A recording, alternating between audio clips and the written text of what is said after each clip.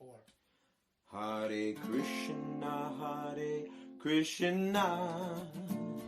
Krishna Krishna, Hare Hare, Hare Rama,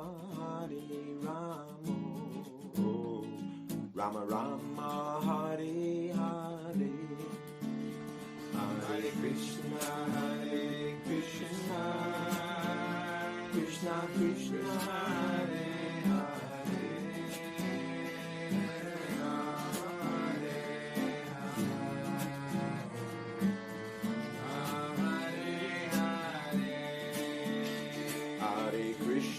Hare Krishna, Krishna Krishna, Hare Hare, Hare Rama, oh Rama, Hare Hare, Hare Krishna, Krishna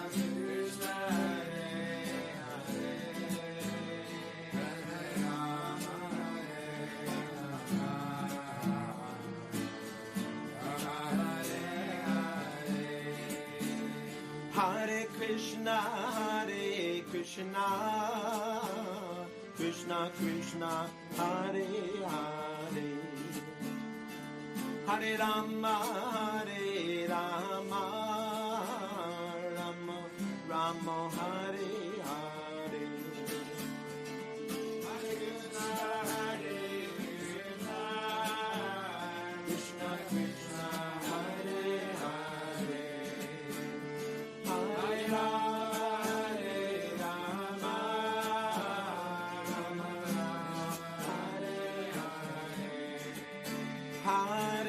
Hare Krishna, Krishna Krishna, Hare Hare, Hare Rama, Rama Rama, Hare Hare, Hare Krishna, Krishna Krishna, Hare Hare, Hare Rama,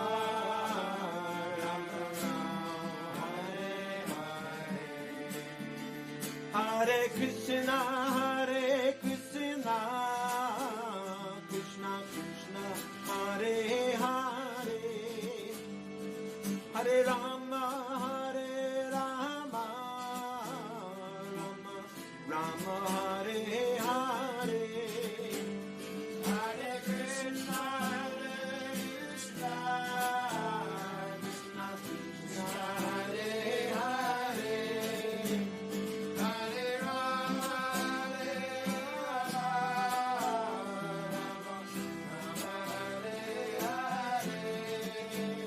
Hare Krishna, Krishna Krishna, Hare Hare, Hare Rama, Rama, Hare Hare.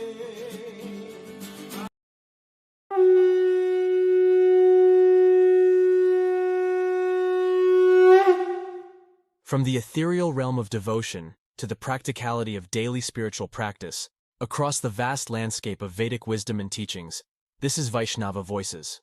Hosted by the dynamic husband and wife duo, Sitapati Das and Dana Devi, they bring to you an intimate exploration of the vibrant world of Vaishnavism. Interweaving ancient scriptures with modern contexts, personal stories with universal lessons, they illuminate the path of love, devotion, and conscious living. Hare Krishna, and welcome everyone to another episode of Vaishnava Voices. I'm your co-host, Sitapati Das, and beside me, as always, is the wonderful Dana Devi. Today, as with every episode, we're diving deep into the heart of Vaishnava teachings, exploring the wisdom, culture, and practices that guide us towards a life filled with devotion and service. That's right, Sitapati. We are thrilled to have you on this journey with us. Whether you are a seasoned devotee, a spiritual seeker, or simply curious about Vaishnavism, Here in Vaishnava Voices, we are all about fostering connection, understanding, and growth. And remember, we are not just exploring, we are also experiencing. So let's begin. So sit back, prepare your hearts and minds, and tune into the sounds of the soul on Vaishnava Voices.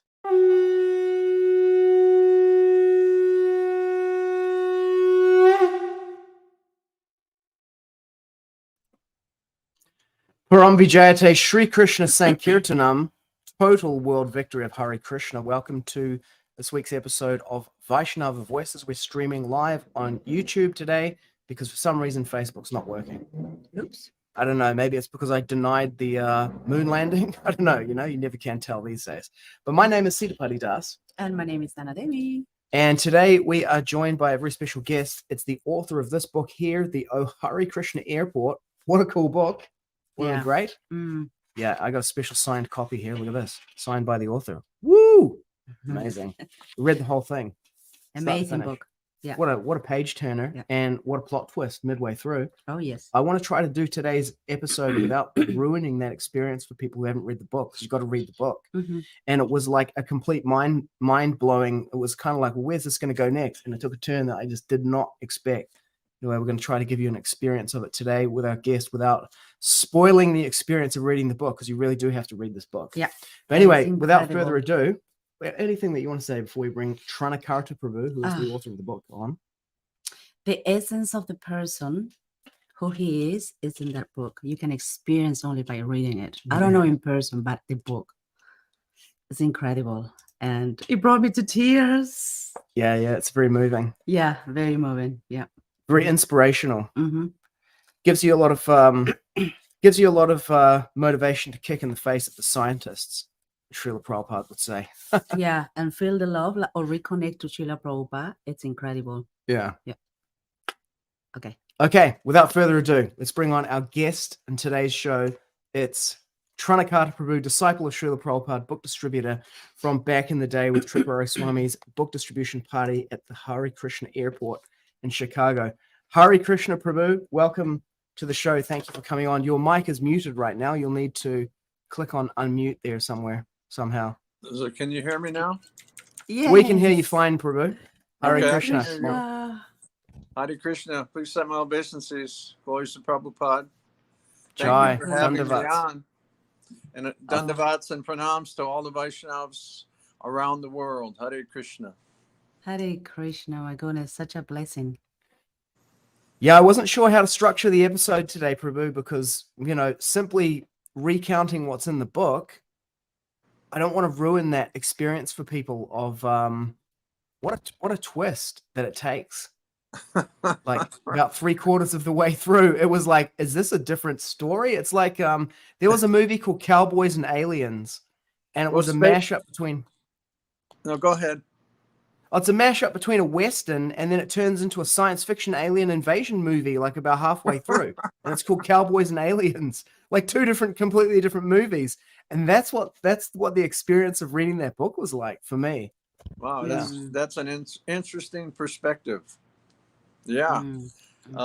Basically, I wrote my autobiography from when I was born in Chicago until 1979 is basically what it was, which includes all those years of working Hare Krishna Airport, as Prabhupada called it, for those 8 years. So, yeah, I just, devotees asked me for years to write that book because, I'm the one that should have done it because I was born in Chicago, raised in Chicago, became a devotee in Chicago, became a book distributor in Chicago when I was 17, 18 years old and never stopped until 79. When you read the end of the book, how I left, but it was the best years of my life, and what keeps me going right now. Incredible. Yeah. Hare Krishna. Yeah, there were a lot of people that I recognized because I was a musician before I came to Krishna consciousness, and you're like recounting all these people coming through. It's like it's like a who's who of like the sports and music celebrity world. These people coming through taking these books, and everybody got books, no matter who they were. Politicians, just normal people, So everybody, and the amazing thing about the airport, especially O'Hare, is these books are being shot all over the world, like out of cannons, and who knows where they ended up, in Muslim countries and Russia, everywhere. So it's Krishna's arrangement, that airport arrangement for Srila Prabhupada's books to be spread, to be distributed far and wide. Yeah, it was incredible. Except for Gene Simmons, he didn't get a book. Huh? Gene Simmons from Kiss. Yeah, he was not very nice. Still not very nice. Yeah, they were nasty. There were some nasty ones, and but Krishna had me out there for a reason. Krishna had me raised in a military family for a reason. Krishna had my father a professional boxer for a reason. The two policemen who patrolled my neighborhood, you read about Baldy and Curly. Curly? Yeah. My father had a very, very famous restaurant. It just closed 4 years ago. It was there for 55 years. So my father was a very generous man. He used to feed all the policemen, and Baldy and Curly patrolled my neighborhood. They knew me when I was a little kid, and they became the undercover cops in O'Hare. Incredible. Wow. Krishna, how he arranges everything. So, my job was to distribute as many books as possible, of course, but also protect devotees. And I would like everybody to understand, and hopefully you will when you read the book, that I never started a fight ever, not once. Only if somebody hit a devotee or there was some physical thing towards a devotee, then I would jump in, because that's my nature. Dharma. And Baldy and Curly never arrested me. They never. They would watch the fights and walk away and said, "Tommy, he did really good today." A movie has to be done out of your life. Oh, it would be an amazing movie. Yeah. Who would? Yes, Oh my gosh! I gave Radhanath Swami. Radhanath Swami's very close. His father knew my father, and I don't know if you know, Will Smith has gone to him, the famous actor. And I gave Maharaj a book to give to him, so maybe he'll read it and want to do a movie. I don't know. Wow. Oh, that will be incredible, because that was a time in history, like in Shama Sundar's interview. Shama Sundar, my dear friend and godbrother, who's coming here to stay with me next week, in his review, said this is a part of the Krishna consciousness movement that no one knew about. They never had an idea what we did on Sankirtan. Because Prabhupada lit the spark under us. It was all Prabhupada. It wasn't us.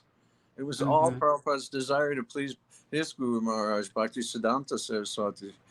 So, Prabhupada lit that fire under us, and that's all we wanted to do. No one ever said, like in Kavi Chandra's interview, he said, no one ever said, I'm tired, I want to go back to the temple, or, we stayed out day and night.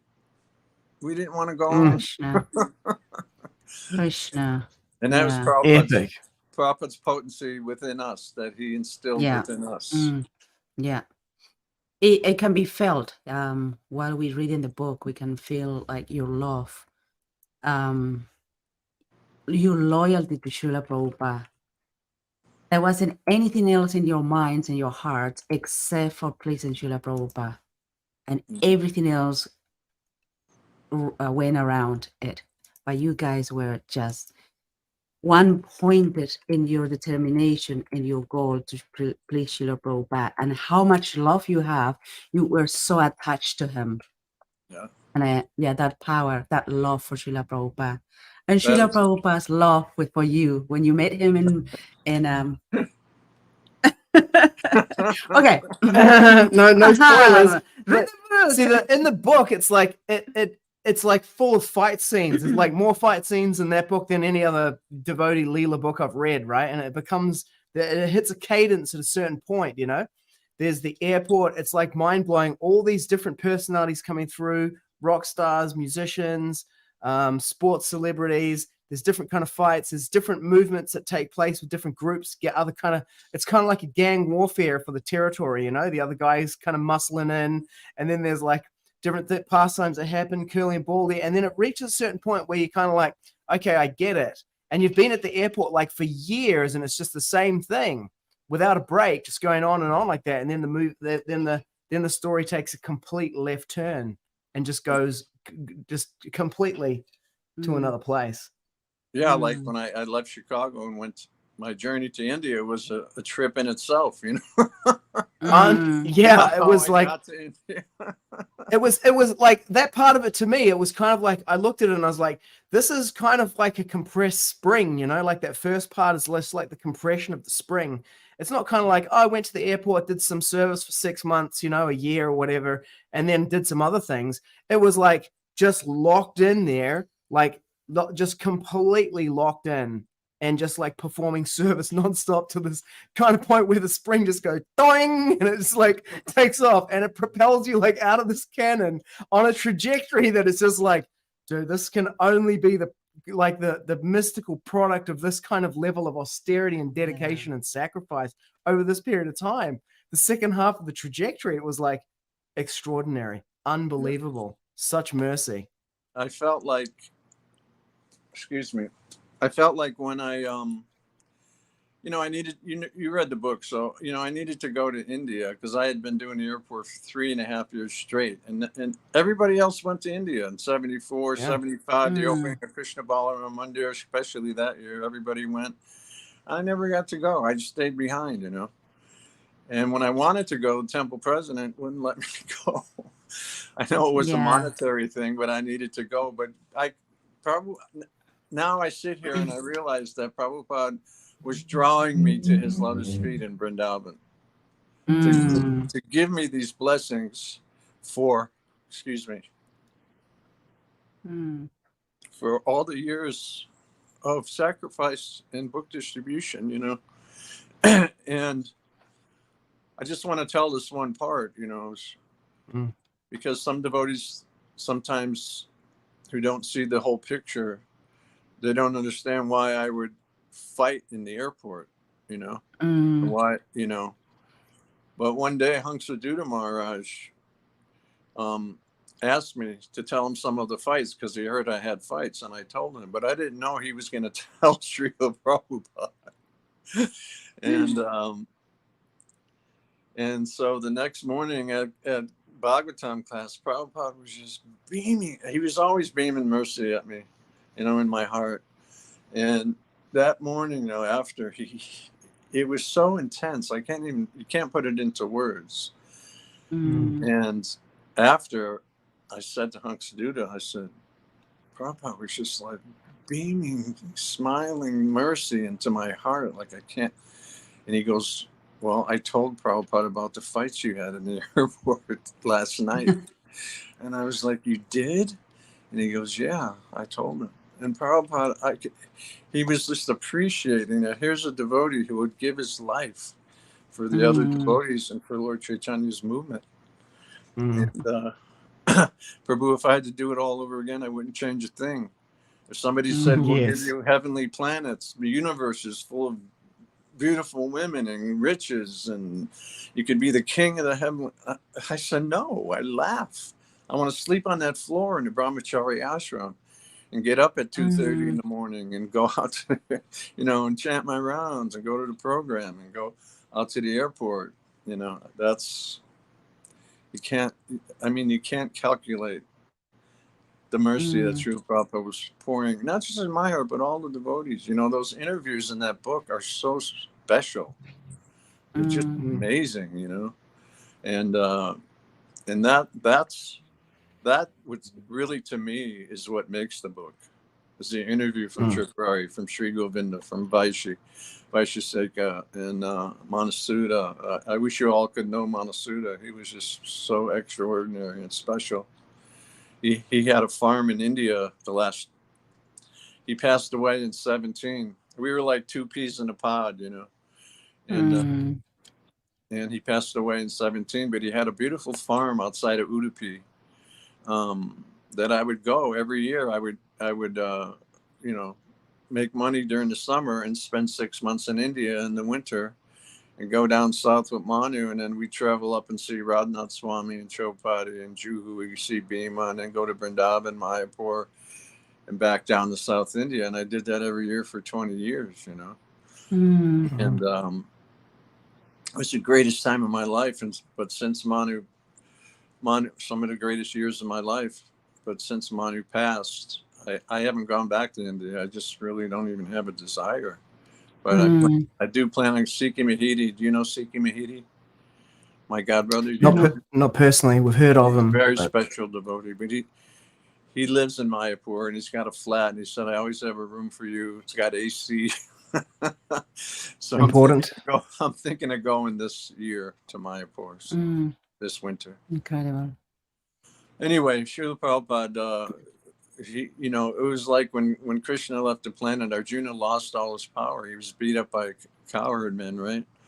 And I felt like, you know, when Prabhupada left, you know, I hung in there for a year and a half and did the best I could through all the stuff that was going on with the 11 gurus and all the heartache we felt, you know, and I was still going out there, but it wasn't the same as when Srila Prabhupada's lotus feet were traversing the earth. It was completely different. Yeah. And for me anyway, you know. And,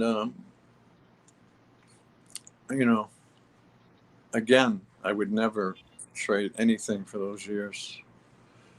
You know, Prabhupada told me, he told me, he said, we were circumambulating Krishna and Balaram, and he stopped and looked in my eyes.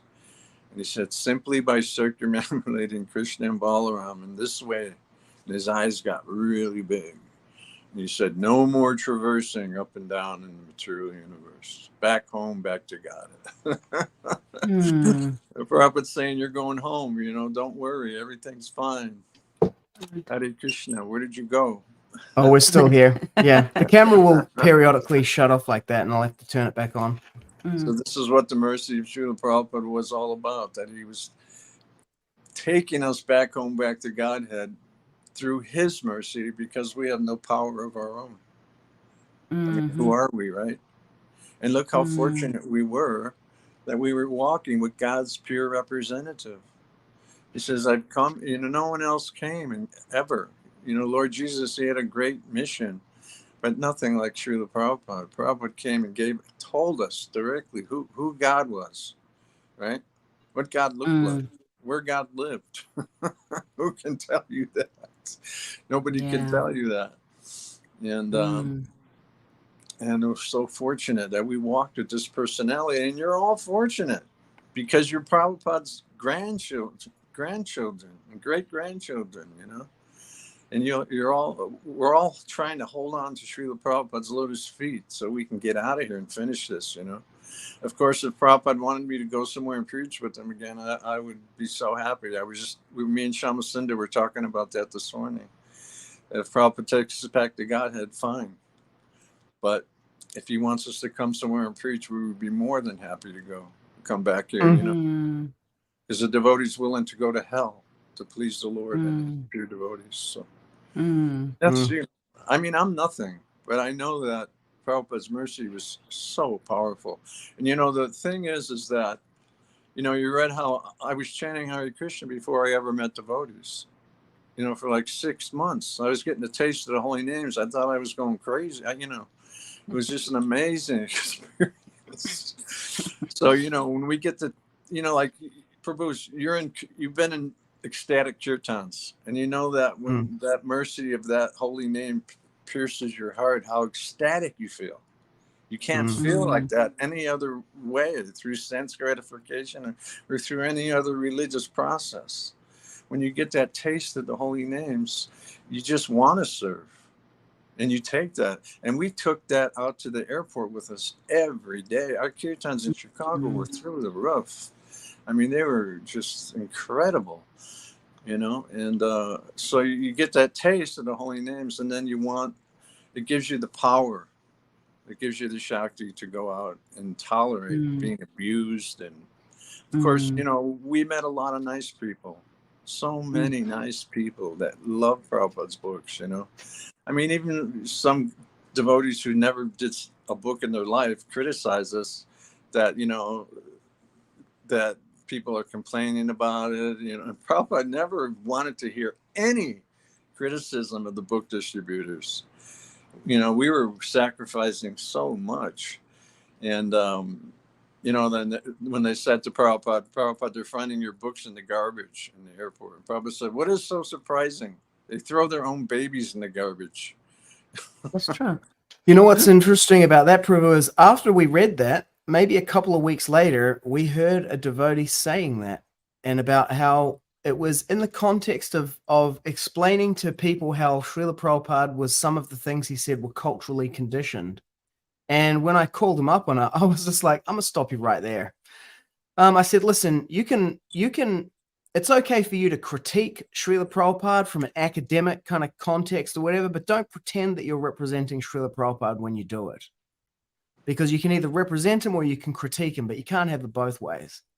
He said what he said, and you just take it like that. And then in his kind of like defense of the whole thing, he mentioned that. He was like, oh, we want to make sure that people don't throw the books in the rubbish bin. And that's what he said. And I remembered exactly what you said. Srila Prabhupada was like, what's the surprising thing that of course they're going to throw some of the books. Some people are going to throw books in the bin. They'll even throw their own children, their own babies into the bin. And so I was like, if there somehow this has crept in.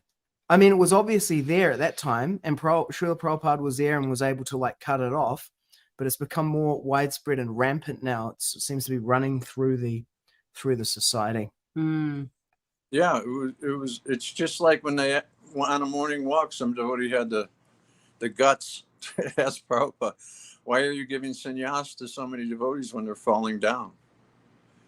And Prabhupada stopped and looked at the devotee and said, what is the question of fallen? You are all fallen. So for Prabhupada to give sannyas to all these devotees, it was like during wartime that there were field commissions, right? If a lieutenant or a captain was killed, then they'd promote someone that wasn't really qualified, but they were hoped that he would be able to perform that duty, right? So Prabhupada gave sannyas to all these devotees, but look at these devotees that it did stick, right? Look at Shivaram Maharaj, Niranjan Maharaj, Radhanath Swami, great souls, all these devotees, Tripurari Maharaj, completely misunderstood. He is such a great soul. His interview made me cry, and I'm very grateful to all those devotees. We will be eternally, band of brothers. Like I said in the end of the book, we're a band of brothers. Like when you go through a war with your comrades, no one can understand what you went through, right? You go to war and then you come home, no one understands except you and your buddy. They can't understand. You can, and it's kind of the same way, So, in those days, because of Srila Prabhupada's instructions and desire, everybody went on Sankirtan, even the pujaris, even if they went out one day a week and did a few books. They felt that mercy. Everybody wanted to feel what we were feeling. And that was pointed out in the book, in Tripurari Maharaj's interview and Praghosh's interview, So, yeah, it's, that book was, I just one day, 2 summers ago, just said, I got to write this book. Everyone's asking me, trying to write the book. So I bought a cheap motorhome, and went, because it was really hot where I live. I live in gold country in Central California, and it gets like in the hundreds. So I bought a little motorhome and went up to the south of the Oregon border in California on the ocean, and it was like 65, 70 every day. And I'd get up at midnight, chant all my rounds, and start writing. That was my program. And I would write basically till like 8 in the morning, have something to eat, maybe take a little nap, and get up again, and then just write more notes or call and do. I did a lot of interviews personally, and a lot over the phone. Sri Govinda Maharaj was over the phone. Tripurari was over the phone. I think Pragosh was over the phone. But these devotees are extraordinary, and they really make the book. Hare Krishna. Yeah, I got a Can I desire show you from. something? Yeah, sure, Yes. please do. This is Lakshmi Nishringa. Came home with me from Udupi 5 years ago, and I try to worship them as nicely as I can. I'm not a Brahmin, but I do the best I can, and they're very merciful and kind. So I pray that they protect you and bless your lives, Prabhu. Hare Krishna. Thank you. Thank you, Prabhu. Prabhu. So loving. Yeah, I got a desire to hear Uttama Shloka Prabhu's kirtan from reading the book. I was like, You what? I got a desire to hear Uttama Shloka Prabhu's kirtan from reading the book. It sounds, I'm not sure what, it might have been in your book. Did you say that he was, or it was somewhere else, he was leading a kirtan in Vrindavan and Srila Prabhupada told him to stop? In your book actually was the kirtan competition was in there. As I was reading it, I was like, yeah, I was like, even I know that that's not a good idea, but like, kind of like tongue in cheek, maybe, but like not actually like legit for real. Well, Kirtan now that competition. we're talking about kirtan, Yeah. Srila Prabhupada was very particular about not being a showboat or singing all these ragas. He didn't like that. He would stop the kirtan immediately. He liked simple kirtan, and it wasn't so much that a singer could sing nice. It was just that they were tasting the holy names, and that they were humble. They were humble, singing the holy names, because without humility, where are we in Krishna consciousness? We're nowhere. So, I've seen. There was one devotee, I won't name his name, but everybody thought he sang so nice, and he was in the temple room in Vrindavan singing, and all these ragas and all this stuff. And Prabhupada was in his room and heard it, and he said, "Who is this demon singing in the temple room?" Everybody, and it was like, whoa! But Prabhupada was making a point that we don't want to be musicians, right? We want to become bhaktas. I wasn't the best singer in the world, but Prabhupada always asked me to lead kirtan wherever we went. He'd look at me and go, after he spoke, lead kirtan. There's so many nice stories in there. The plastic mridanga. That was one of the highlights of my devotional career was when Prabhupada saw that plastic mridanga, and I was playing it and leading kirtan, and he just wouldn't take his eyes off it. And I was like, kind of, wow, probably just like, and then after he called me over and he said, "This is plastic mridanga." Like, Prabhupada was like so amazing. He was so powerful, and he was like a mountain. And sometimes he was like a child. He was so mystical in that way, But he wanted these plastic mridangas because if you're in America and your clay drum breaks, you don't have a drum, right? So these ballroom drums are actually a blessing for the Western countries, that we can have mridangas without them. That was a Balaram drum that you were playing? No, it wasn't a ballroom. It was one of the first prototypes. It looked just like a real mridanga, except the straps were all plastic. The only thing that wasn't plastic were the heads. They were leather. Wow. Okay. Leather heads. And somehow it appeared on my bus, and Prabhupada asked me, "Where did you get this?" I said, "Prabhupada, please forgive me. It just was on our minibus. I don't know how it got there." And then he said, "Do you like it?" And I hit the big end. I said, "The big end is good, Prabhupada, but the small end," and I hit it, and it's kind of dull. And but he was very, very interested in having in the plastic mridanga. Mridanga technology. Yeah. So, and also, I wasn't a fancy mridanga player. I would play, you read the book, so I play every morning for Srila Prabhupada, Jaya Radha Madhava. And I just had a few simple beats. I'd follow him as he sped up, but I'd switch the beat. He'd speed up more, and I switched the beat. And after the first day I was there and I played, he had me play every morning. Even Hanksaduta Maharaj, he was big GBC, kirtan leader, preacher. He wanted to play one morning, and I said, yes, Maharaj, please, Prabhupada came in, sat on, after greeting the deities, he sat on the Vyasa-san, and he sang one line, and Hanksaduta was playing. And then Prabhupada opened his eye, and he just went, give the drum the Trana Karta. And I was pretty embarrassed a little bit, but I felt a little bad for Hanksaduta, but he was really gracious, Hanksaduta. He was a really nice devotee. He was really kind to me in India when I got there. And it was an amazing moment. I just saw it. Yeah. I didn't know anybody who witnessed that until this one devotee, I think his name is Kapila from Germany. I saw his memory tape and he talked about it. And I was like, wow. Oh, really? Yeah, I was going, wow, I didn't know anyone. Because there weren't that many devotees in Vrindavan at that time. There were maybe 15 devotees. Maybe. At the most at one time, So it was like an amazing 3 months of my life. Spending those. Yeah. One thing that I noticed is, and you also talking not only through your book, but now also that Srila Prabhupada was more happy with the very simple things done with your heart, with your love.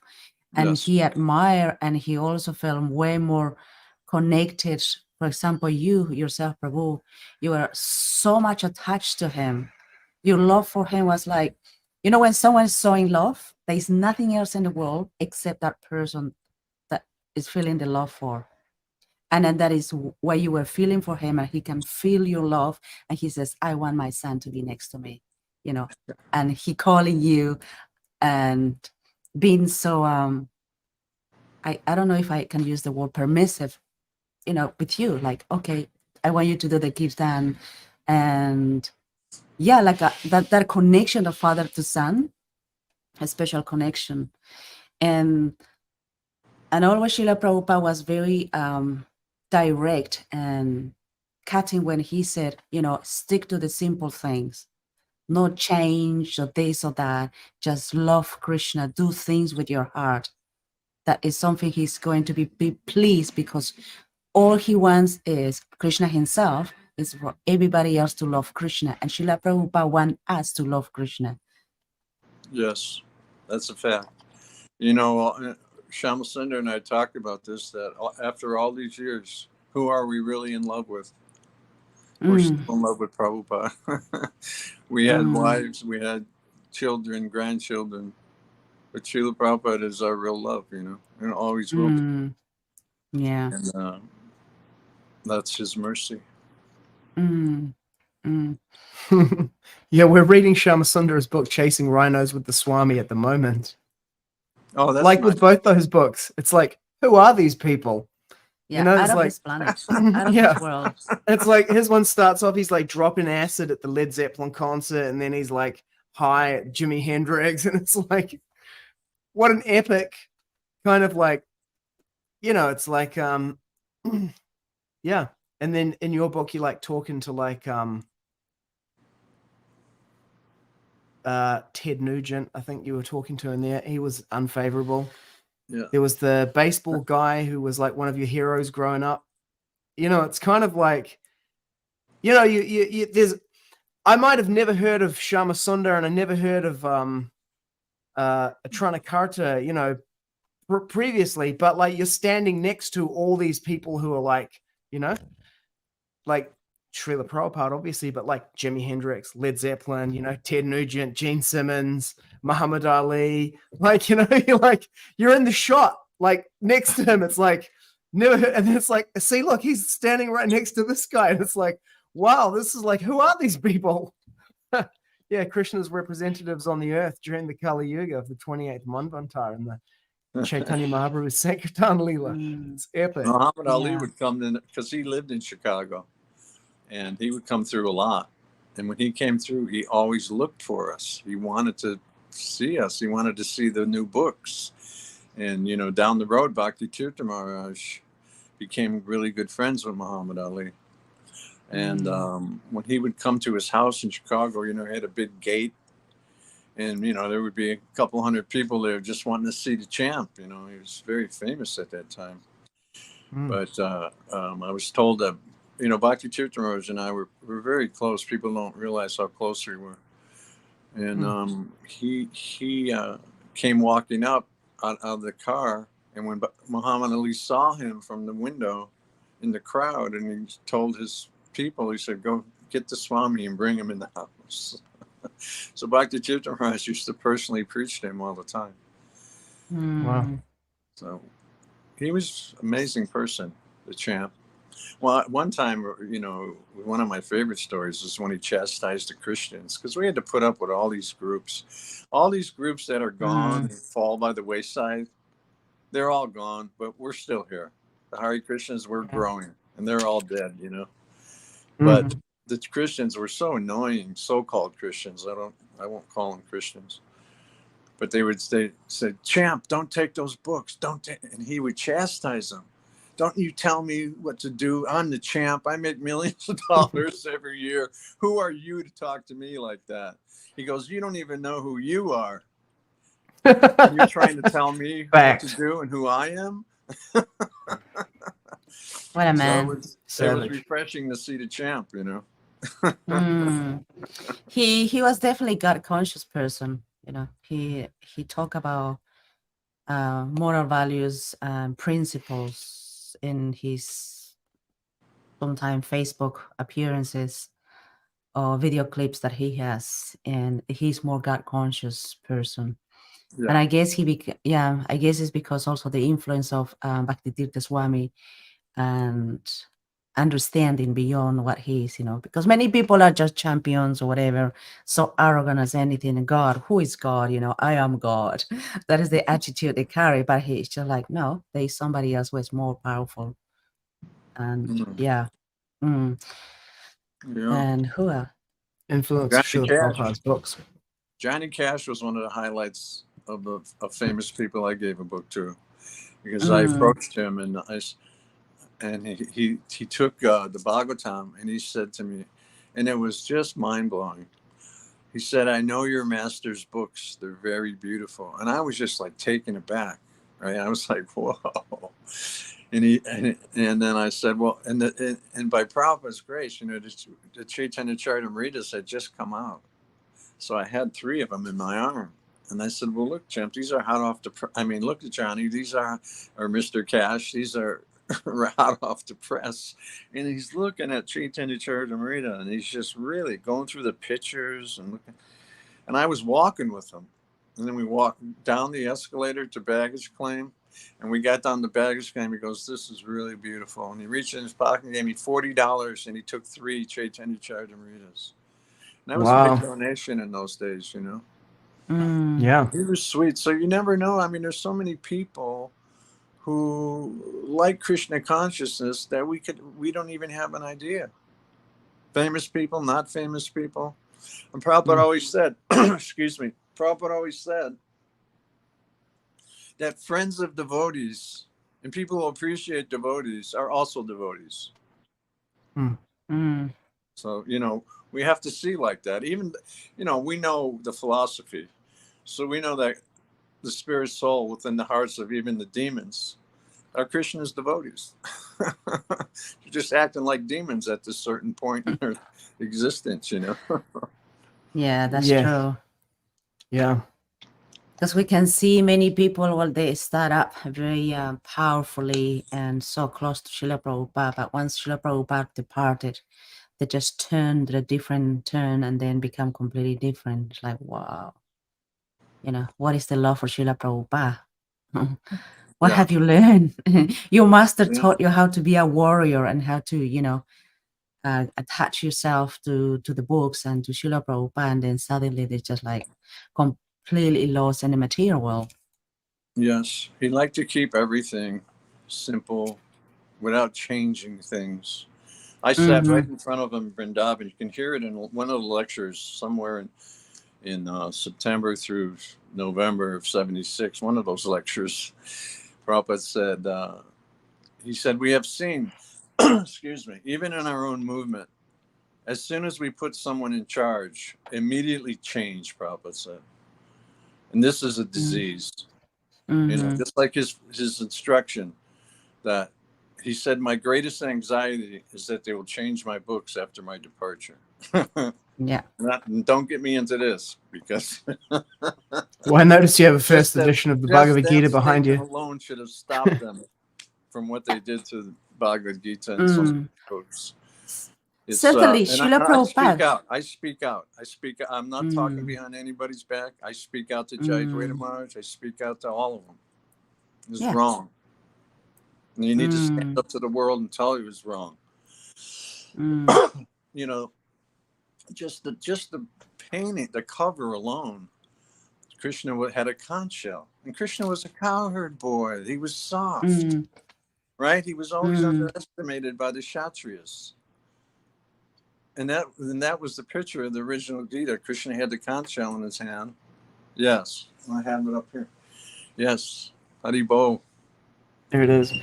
And so now Krishna looks like a bodybuilder with a whip in his hand.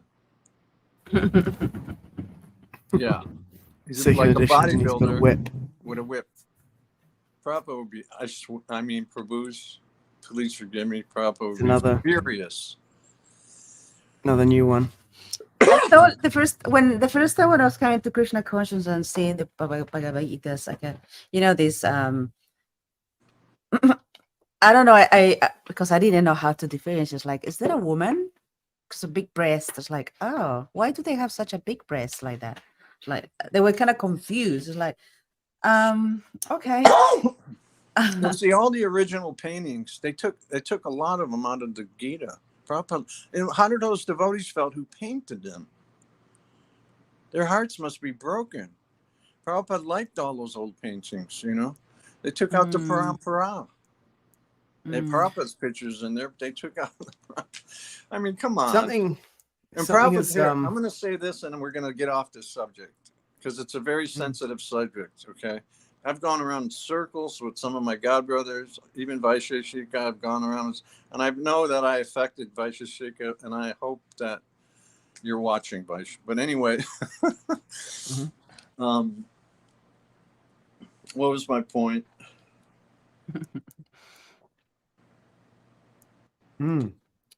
You're gonna the pictures got taken out. How are those devotees gonna feel Change about Yeah, how the those devotees- paintings? Yeah. You know, and when I first heard about it in 1983, my heart, I started to cry. My heart sank in my stomach. I felt nauseous. I felt sick. Okay? Because it was unauthorized change. How can you do that after everything Prabhupada said, with him gone, with him here, not here to say yes or no? Right?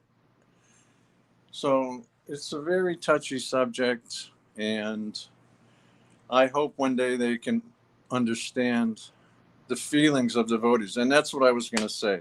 If you're hurting devotees and breaking their hearts, how can it be right? Right? And then I say, even if every single change was right, they're still wrong because Prabhupada said, don't do it after my departure. And if someone says, and that's one of their arguments, these books still make people Krishna conscious, but that doesn't matter. The old books made people Krishna conscious, and Prabhupada said, don't change after my departure. His greatest anxiety, it's in the Rameshwar's diary. My greatest anxiety is that they will change my books after I leave. Well, the worst thing about it, Prabhu, is that they've created a process by which the books can be changed. And that is the death of everything. It's like, it's not a change, it's a process by which the books not only were changed, but are being changed ongoingly. We do a Bhagavad Gita class every day online. We rotate it in our family. So our son and our daughter give class, we give class.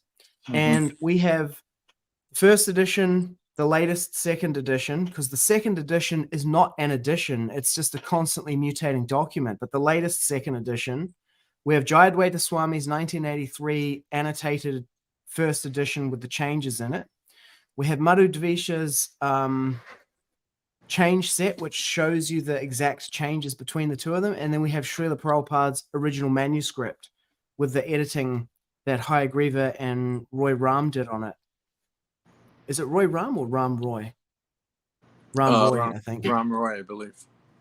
Yeah, and so we go through and we compare everything, look at it. And as you say, there are some changes that there are some things that go closer to Srila Prabhupada's manuscript, like a sentence got missed out. There are some things like adding a verse number, Brahma Samhita, and then it says, 5-3 because it didn't have the verse number in there.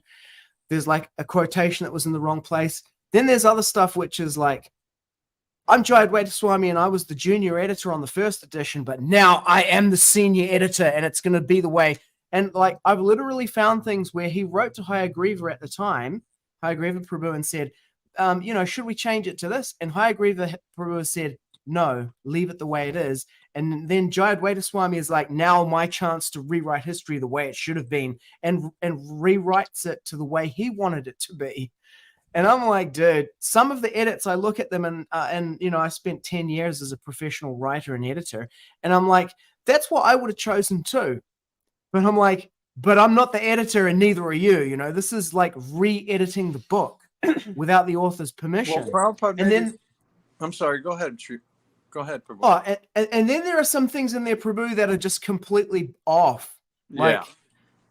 Like literally the underlying philosophy is not closer to Prabhupada. It's better than Prabhupada. It's like Prabhupada got this wrong. Well, this is and the now problem. We will make it right. They've learned Sanskrit and they think they know Sanskrit, but they don't know Sanskrit.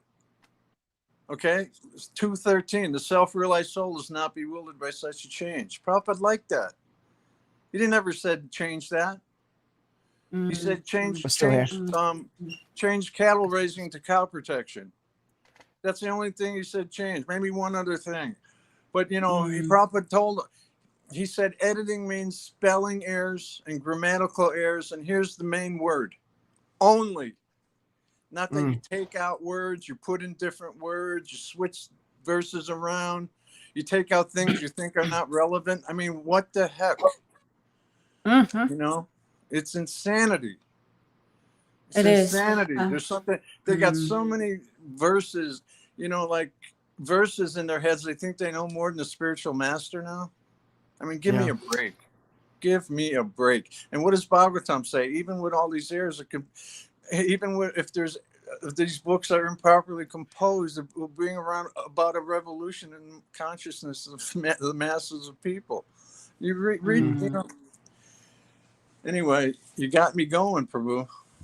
Yeah, well, fair enough, Prabhu, fair enough, because, I knew you're going to be like that. I knew it because the way how I read the book and the way how you manage yourself throughout the time that you met Srila Prabhupada to the time you were in Vrindavan, you decided to do something else to continue pleasing Srila Prabhupada. We can see the trajectory of your life, of who you are as a person, to Srila Prabhupada, for Srila Prabhupada. Yeah. Well, that is the thing we need to see. Yeah, that's what we need to see. That's what I tell people. Stand up for Prabhupada, no matter what. Prabhupada said, always speak the truth, even if it means your death. Yeah. Oh, well, how about this one then? Next minute, they do a fake moon landing, and ISKCON centers are congratulating them on it. Like, they're like, congratulations on going to the moon. It's like, dude, they can't go to the moon. No. That's our position. Prabhupada might be wrong, but we then are also wrong and we don't care. You can't go to the moon. They must have faked it. It's fake. And then you look at the video, the cartoon, they're mocking them. They give them this little Atari cartoon and say, now bow down to this. It's the Ashvamedha Yagya. It's like you send the horse around and the horse shows up at your palace and it's like, bow to the emperor or go to war. And then they're all like, we will bow to the cartoon.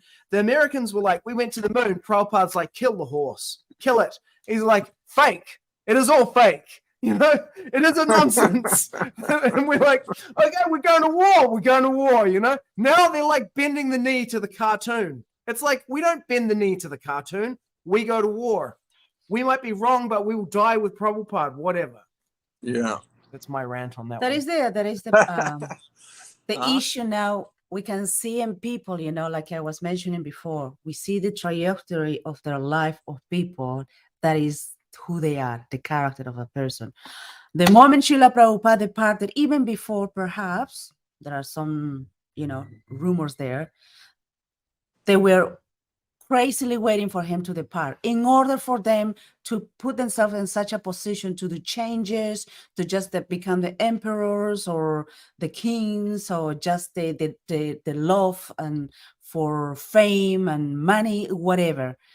And to the point of like they just degraded and degraded and degraded to where we are now. The book has been degraded, has been changed. What's next? We can see now, I think it was in India. I see a picture of like when Rukmini was one of the demons. No, it's Mohini Murti. Mohini Murti, you know, she has the Amrita. Amrita, and then now they're painting now her as basically a prostitute. What's next? Yeah. She will be coming with bikini. It's like what kind of religion are we talking about?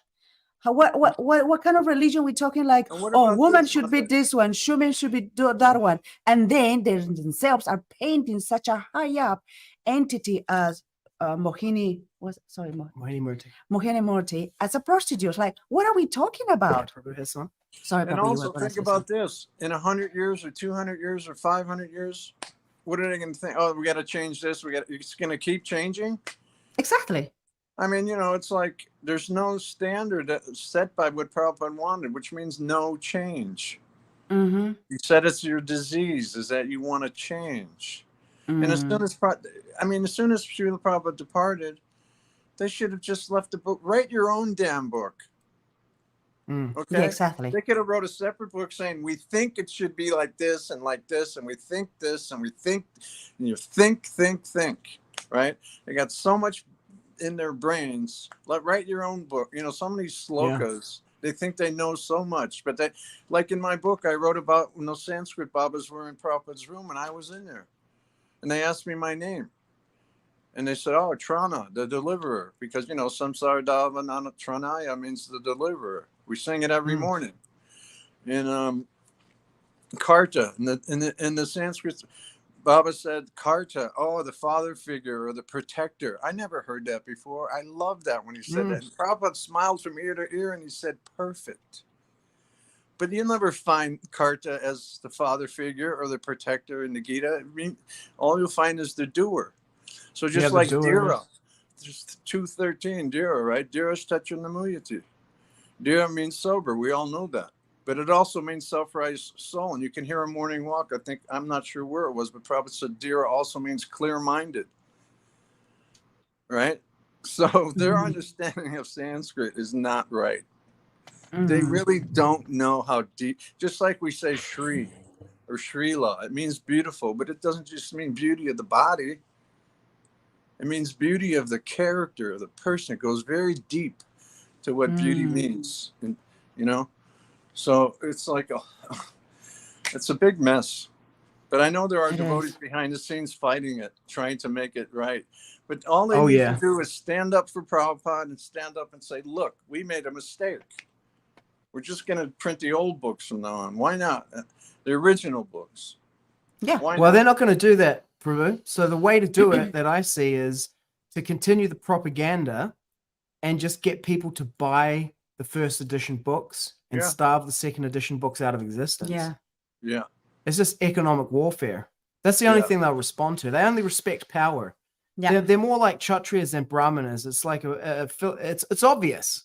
It's like they are like, I have the ability to do this, therefore it is right. And it's like, if that's how you roll, we need to take away your ability to do it.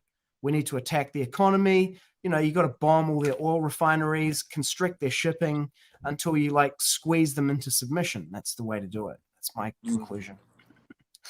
Yeah. Yeah. Um, Also, so people, yeah. I just want to make, I don't have a website right now. I let it go. But if someone wants a book, they can call me and I'll ship them a book. Oh yeah, how people can get the book. How Yeah, so? yeah. You can Let me get add my, it as a you can comment. give out my phone number. They can just call me directly and I'll have a book shipped. Okay. Epic. They can call me from anywhere. I'm on WhatsApp. Yeah. Okay. So But yeah, if you want to get a hold of the book, they can get in touch. Do you have email, Prabhu? my email, yes, it's I Trana think the Karta. email. My Okay. email is Yeah, Trana Karta 108 @gmail.com. Easy. And my phone number is 530 Plus 1530. yeah 530 263 1339. So they can email me or text me or call me. I don't mind anyone calling me anytime. I don't sleep much anymore. So you can call me in the middle of the night. I don't care. So I have a question for you, bro. I've added those as here we go. They are, and people can get in touch with you. So I did a podcast with Namras a couple of years ago, and we were talking about the whole vaccination thing at the time. And I said one of the biggest problems that people are going to have with this is that if everybody, the leaders in ISKCON are telling them, you know, this is the thing to do, and then you're thinking like, no, this is not the thing to do, what people are going to have to deal with here is they're going to have to cross over this, how can I counterattack in battle men who are worthy of my respect, like Bhishma and Drona, which Arjuna asked to Krishna, you know, at the beginning of the Bhagavad Gita. This is a similar kind of thing because it's like, I read the book, I've examined it, the Srila Prabhupada's Bhagavad Gita, the changes, I've read what Srila Prabhupada said about it, and my conclusion is this is wrong. But then people are like, who are you to say this? Like on two levels. Number one, you know, Jai Advaita Swami, he's this, that, the other thing, and so he's, you know, these people have the right conclusion and you're wrong. But then furthermore, even if you were right, it's just against the etiquette for you to do this because they are your seniors and they're the disciples of Srila Prabhupada, etc., etc. So this is the kind of thing that's always in the back of my mind, you know, about this issue and other issues in kind of adjacent spaces. So I'd like to put that before you, Prabhu. I asked one devotee who's a very, very senior devotee in ISKCON, and I'm very close to, and I said, "What, Mars? What do you think about all this?" You know, and he's a very humble soul, and he's free from fault finding. And his answer to me was, they felt like they had to do this, but I prefer to read the old books. So it was his way of saying, you know, they're wrong. I just, you know, don't criticize, just read the old books, you know. That's all. What can you do? You can't, you know, it's almost like trying to slay a dragon, you know, because there's so much anyway, you know, I don't know how we got into all this, but I think that if you want to really, not because I'm a great writer, I never wrote a book in my life. I tell my godbrothers, I say, look, even if you had a little association with, just write. Prabhupada wanted us all to write. Write your memories of Prabhupada, even if it's one page. Then you can put a book together from so many different devotees, right? So that's why, you know, and I was fortunate that I could write a book over 200 pages about, you know, Krishna how I grew up, how I became a devotee, all the association with all these great souls, book distributors, in an amazing place. O'Hara was literally a battlefield. I mean, try to get in a fight in an airport today, you'll be locked up for terrorism, you know. Yeah. But in those days, we had free run at the airport, man. We could, you know, except beyond security, we couldn't go, but we could go anywhere we wanted, approach anybody, anywhere, in front of the ticket counters, anywhere. We owned the airport. And I had seen the devotees in the airport in the movie Airplane. you know, in the Hare Krishna in the movies. It was like it became part of the cultural zeitgeist, right? Right. And it was like punching them out, you know, like punching them out in the airport. It was a thing. It was a whole thing in there. It was like this is the experience of the airport. It's like Hare Krishnas, fist fights, you know, hitting you up for a donation. And then there were the two devotees who were flying, you know, and they were like get hit up by someone they're like, I already gave in the office. And they go to like it's like spiritual skyline or something. And the people are like, will that be incense or non-incense for their section? And like it penetrated so deeply into the psyche, the public psyche. Prabhupada said even if they make fun of devotees, if they chant Hare Krishna, they make advancement. But one of my favorite parts of that movie, when the guy's getting his ticket and the ticket counter person says, "Will that be broccoli or cauliflower?" It's not even veg or non-veg, right? It's like it's all veg, and it's like broccoli or cauliflower pakoras. Hare Krishna. Yeah, it got right in there. And you know, we had here in New Zealand a 21-day occupation of the Parliament grounds in 2022.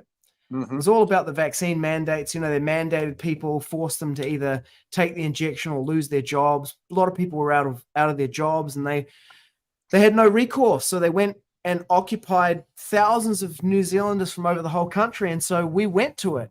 We went there, and we did Harinam, and then it turned into an occupation. And so we built we put a tent there. Well, Krishna built it around us, and then next thing we had like a Krishna temple in the middle of it. And we were just doing kirtan nonstop the whole time. And then more devotees came from around the country, and they built a kitchen there, and they were distributing 3,000 plates of prasadam every day for 21 days. Nice. And we just did only the Prabhupada melody and only one mridanga beat and only just the ch-ch-ch on the cartels.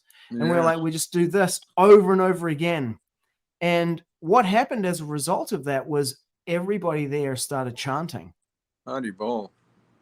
We would go to sleep at night at 10, 11 o'clock at night, and people would be walking past singing.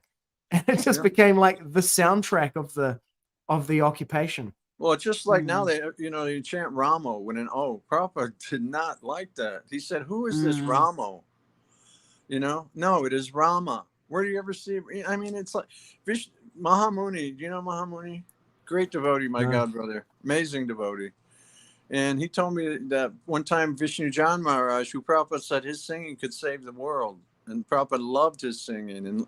But one day he was singing and he's chanting Ramo, and Prabhupada stopped him. Trana Karta has been stopped. And this is pretty heavy. He said, that was my son.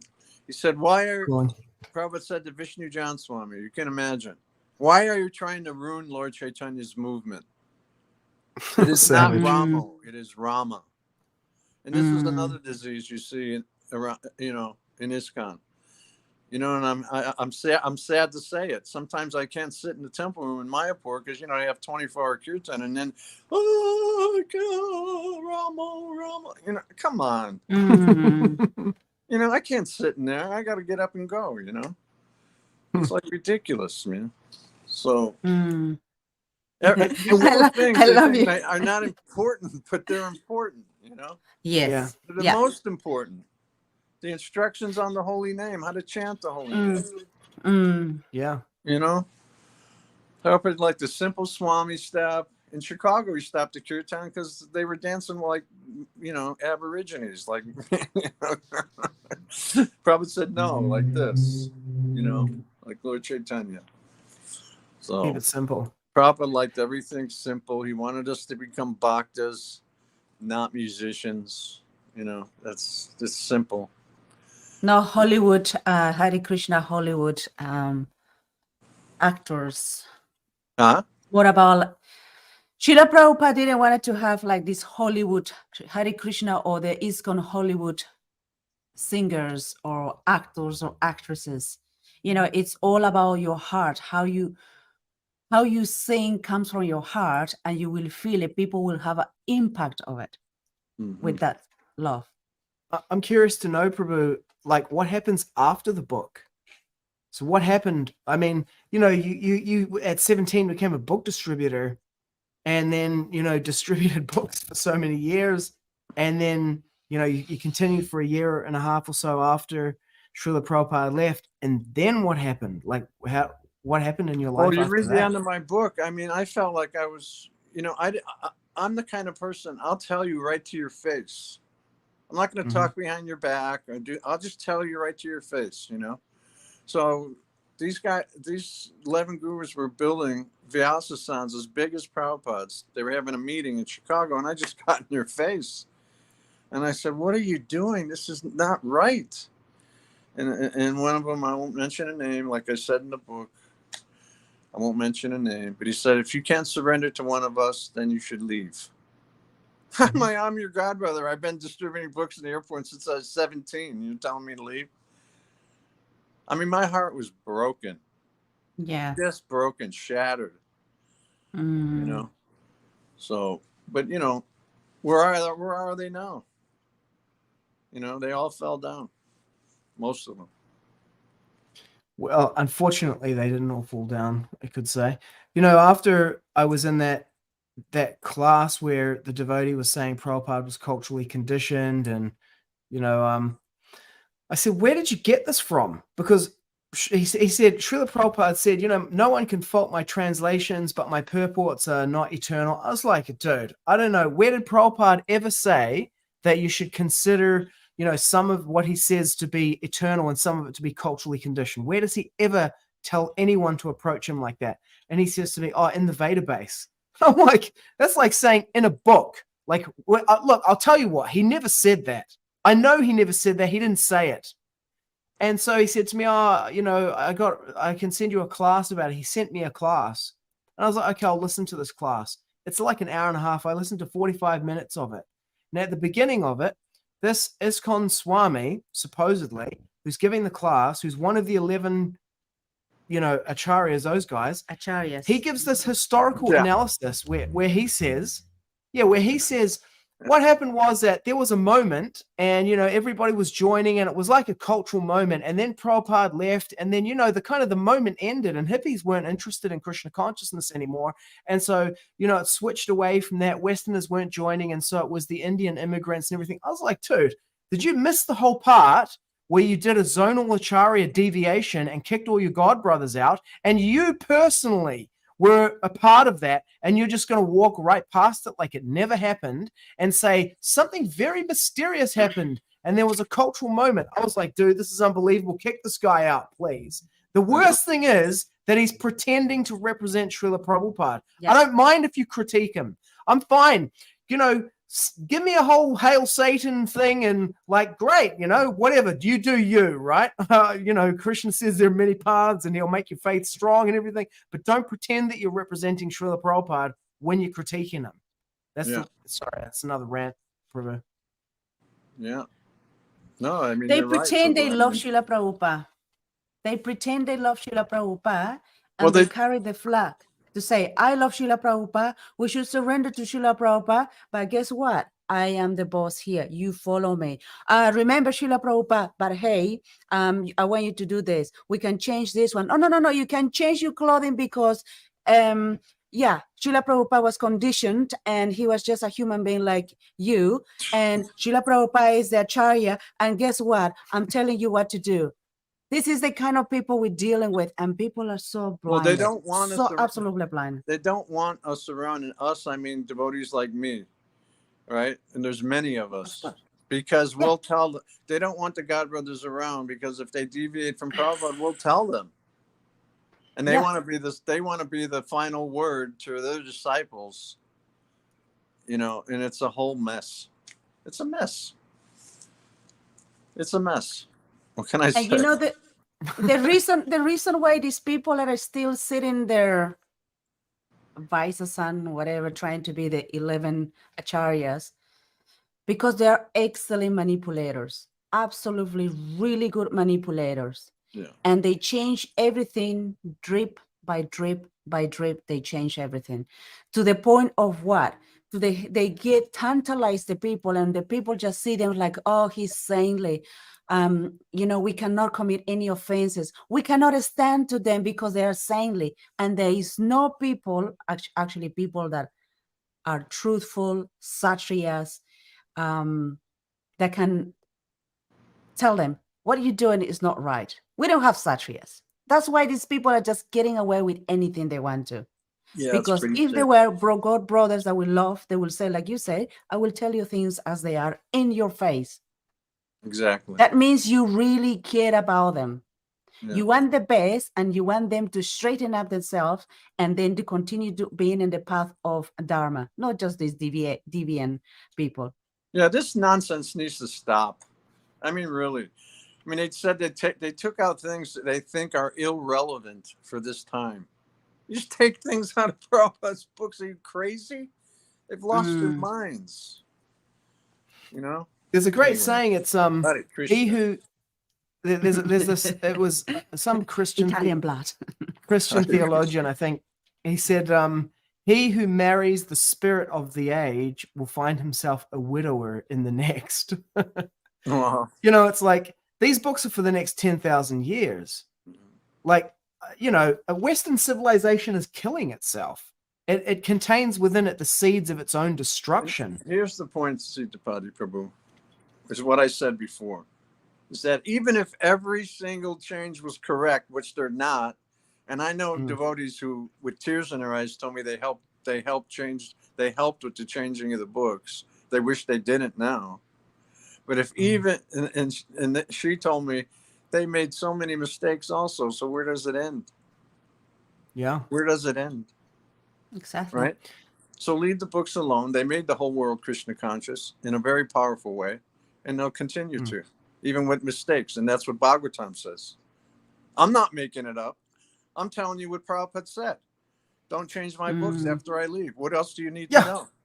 Even if they have that one statement, and if all those changes were correct, they're wrong.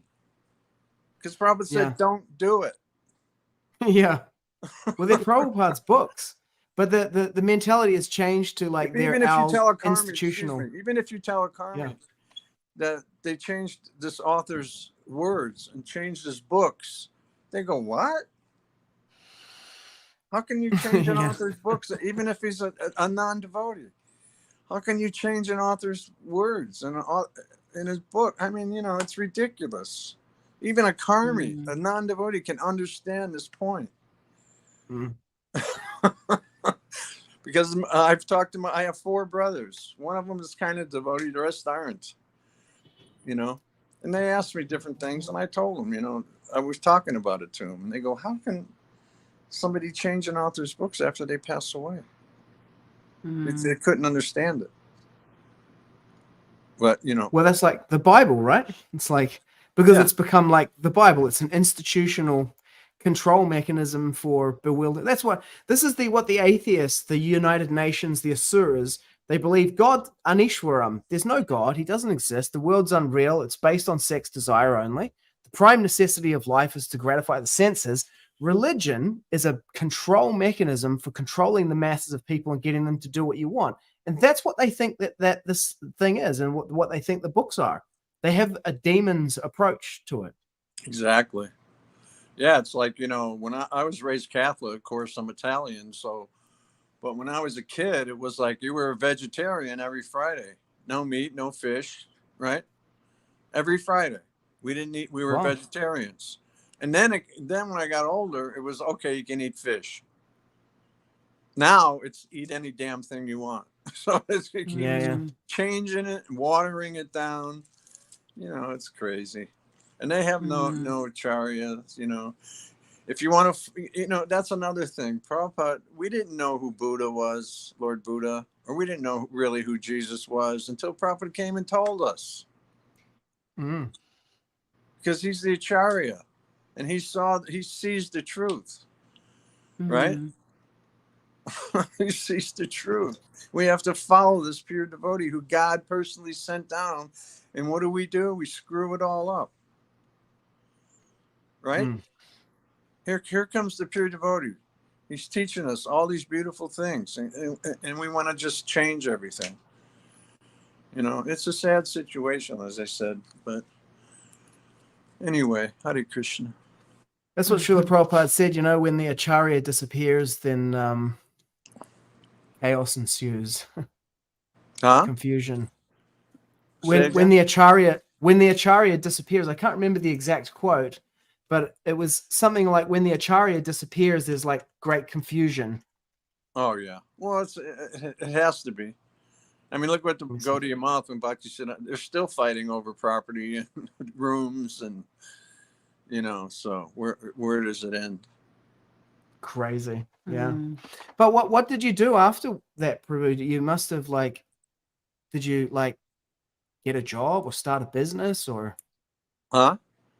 After you left ISKCON and do you distribute books or did you get a job or did you start a business Well, or how did your life?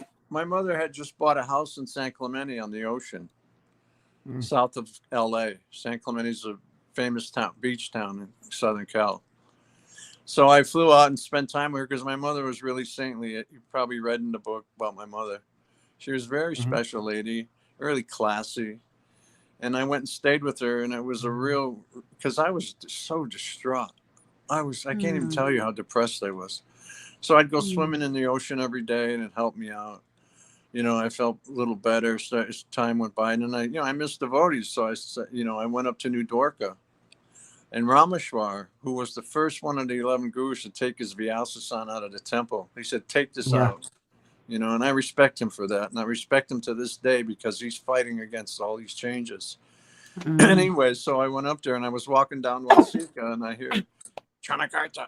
It was Rameshwar. And he said, what are you doing? And I told him, man. I just told him everything. And he said, he said, if you want to work LAX, you can work LAX. If you want to teach martial arts to devotees, we need security here. You can, organize some kind of security.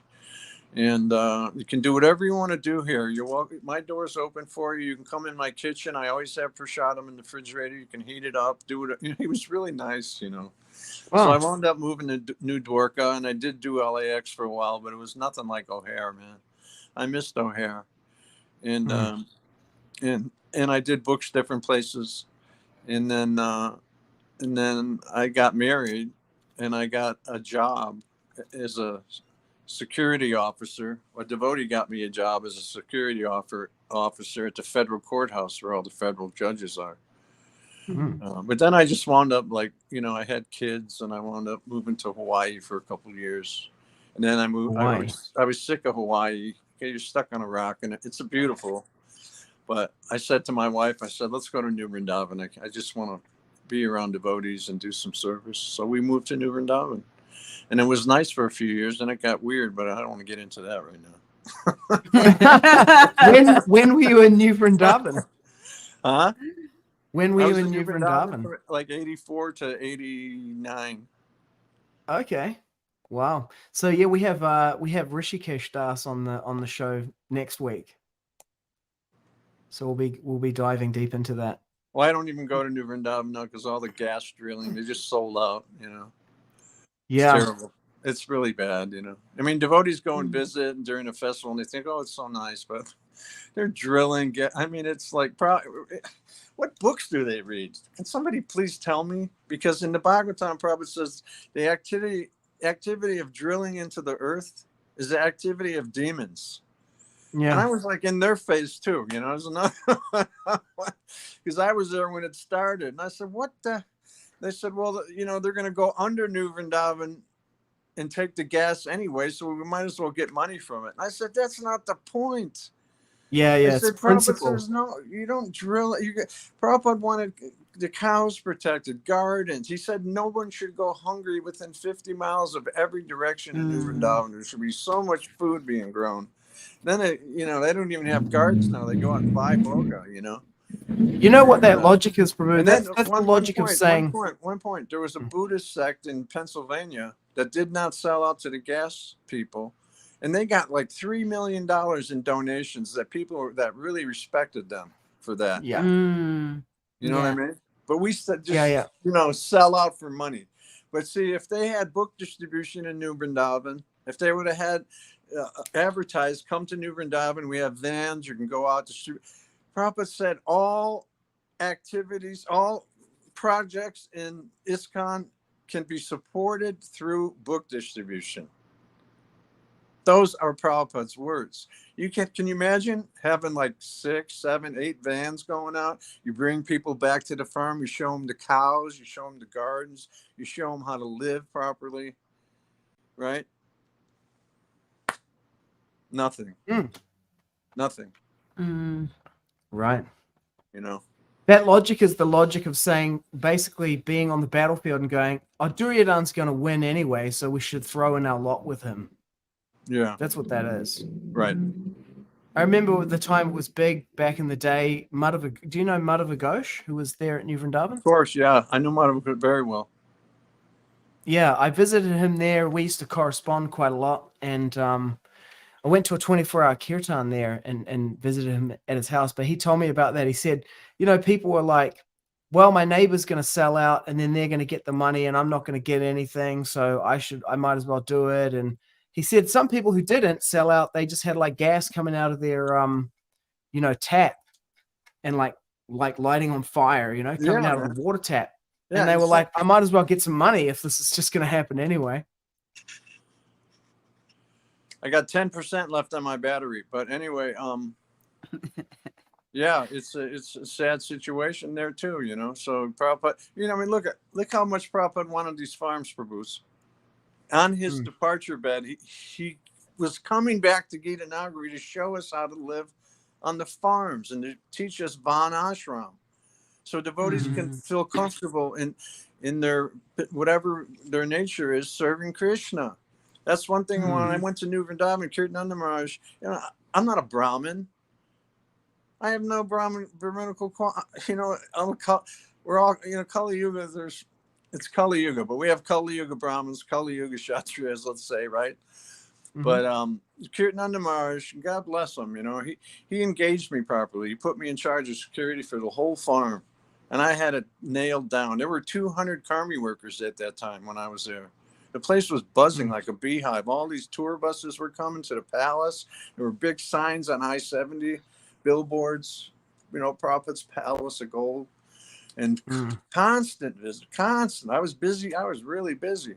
I had like 6 devotees under my, that I used to protect the farm at night, and it was a great service. I felt so happy being there. And then everything went haywire again, and I had to leave New Vrindavan, and I never gave up book distribution because I'd always go to St. Louis for a couple of months when I was in New Vrindavan and distribute books in the airport with the devotees, But I felt properly engaged. So Prabhupada was coming back to teach us how to live on the farms, how to teach us about Van Ashram. But he only made it as far as London. And he was so and he had to go back. He had to go back to Vrindavan. And Shamsundar told me a old story that George came to see Prabhupada at that time. And Prabhupada was laying on his bed. And George put his head on Prabhupada's arm and was just weeping like anything. And Prabhupada took off one of his rings and put it in George's hand. Wow.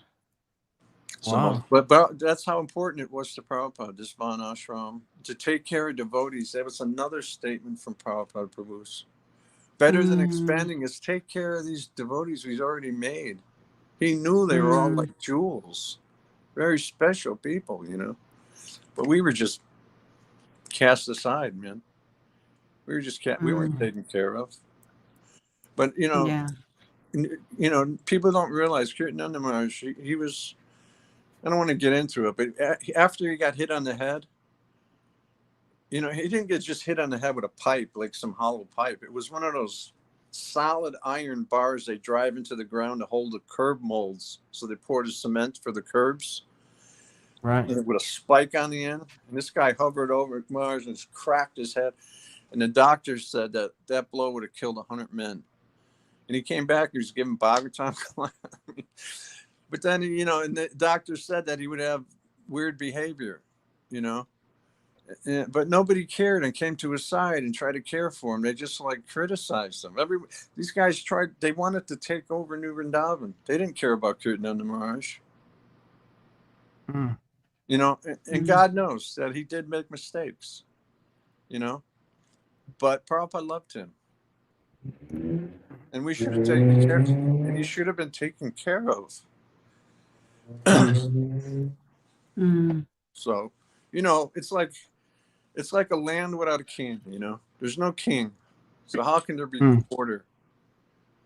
You know?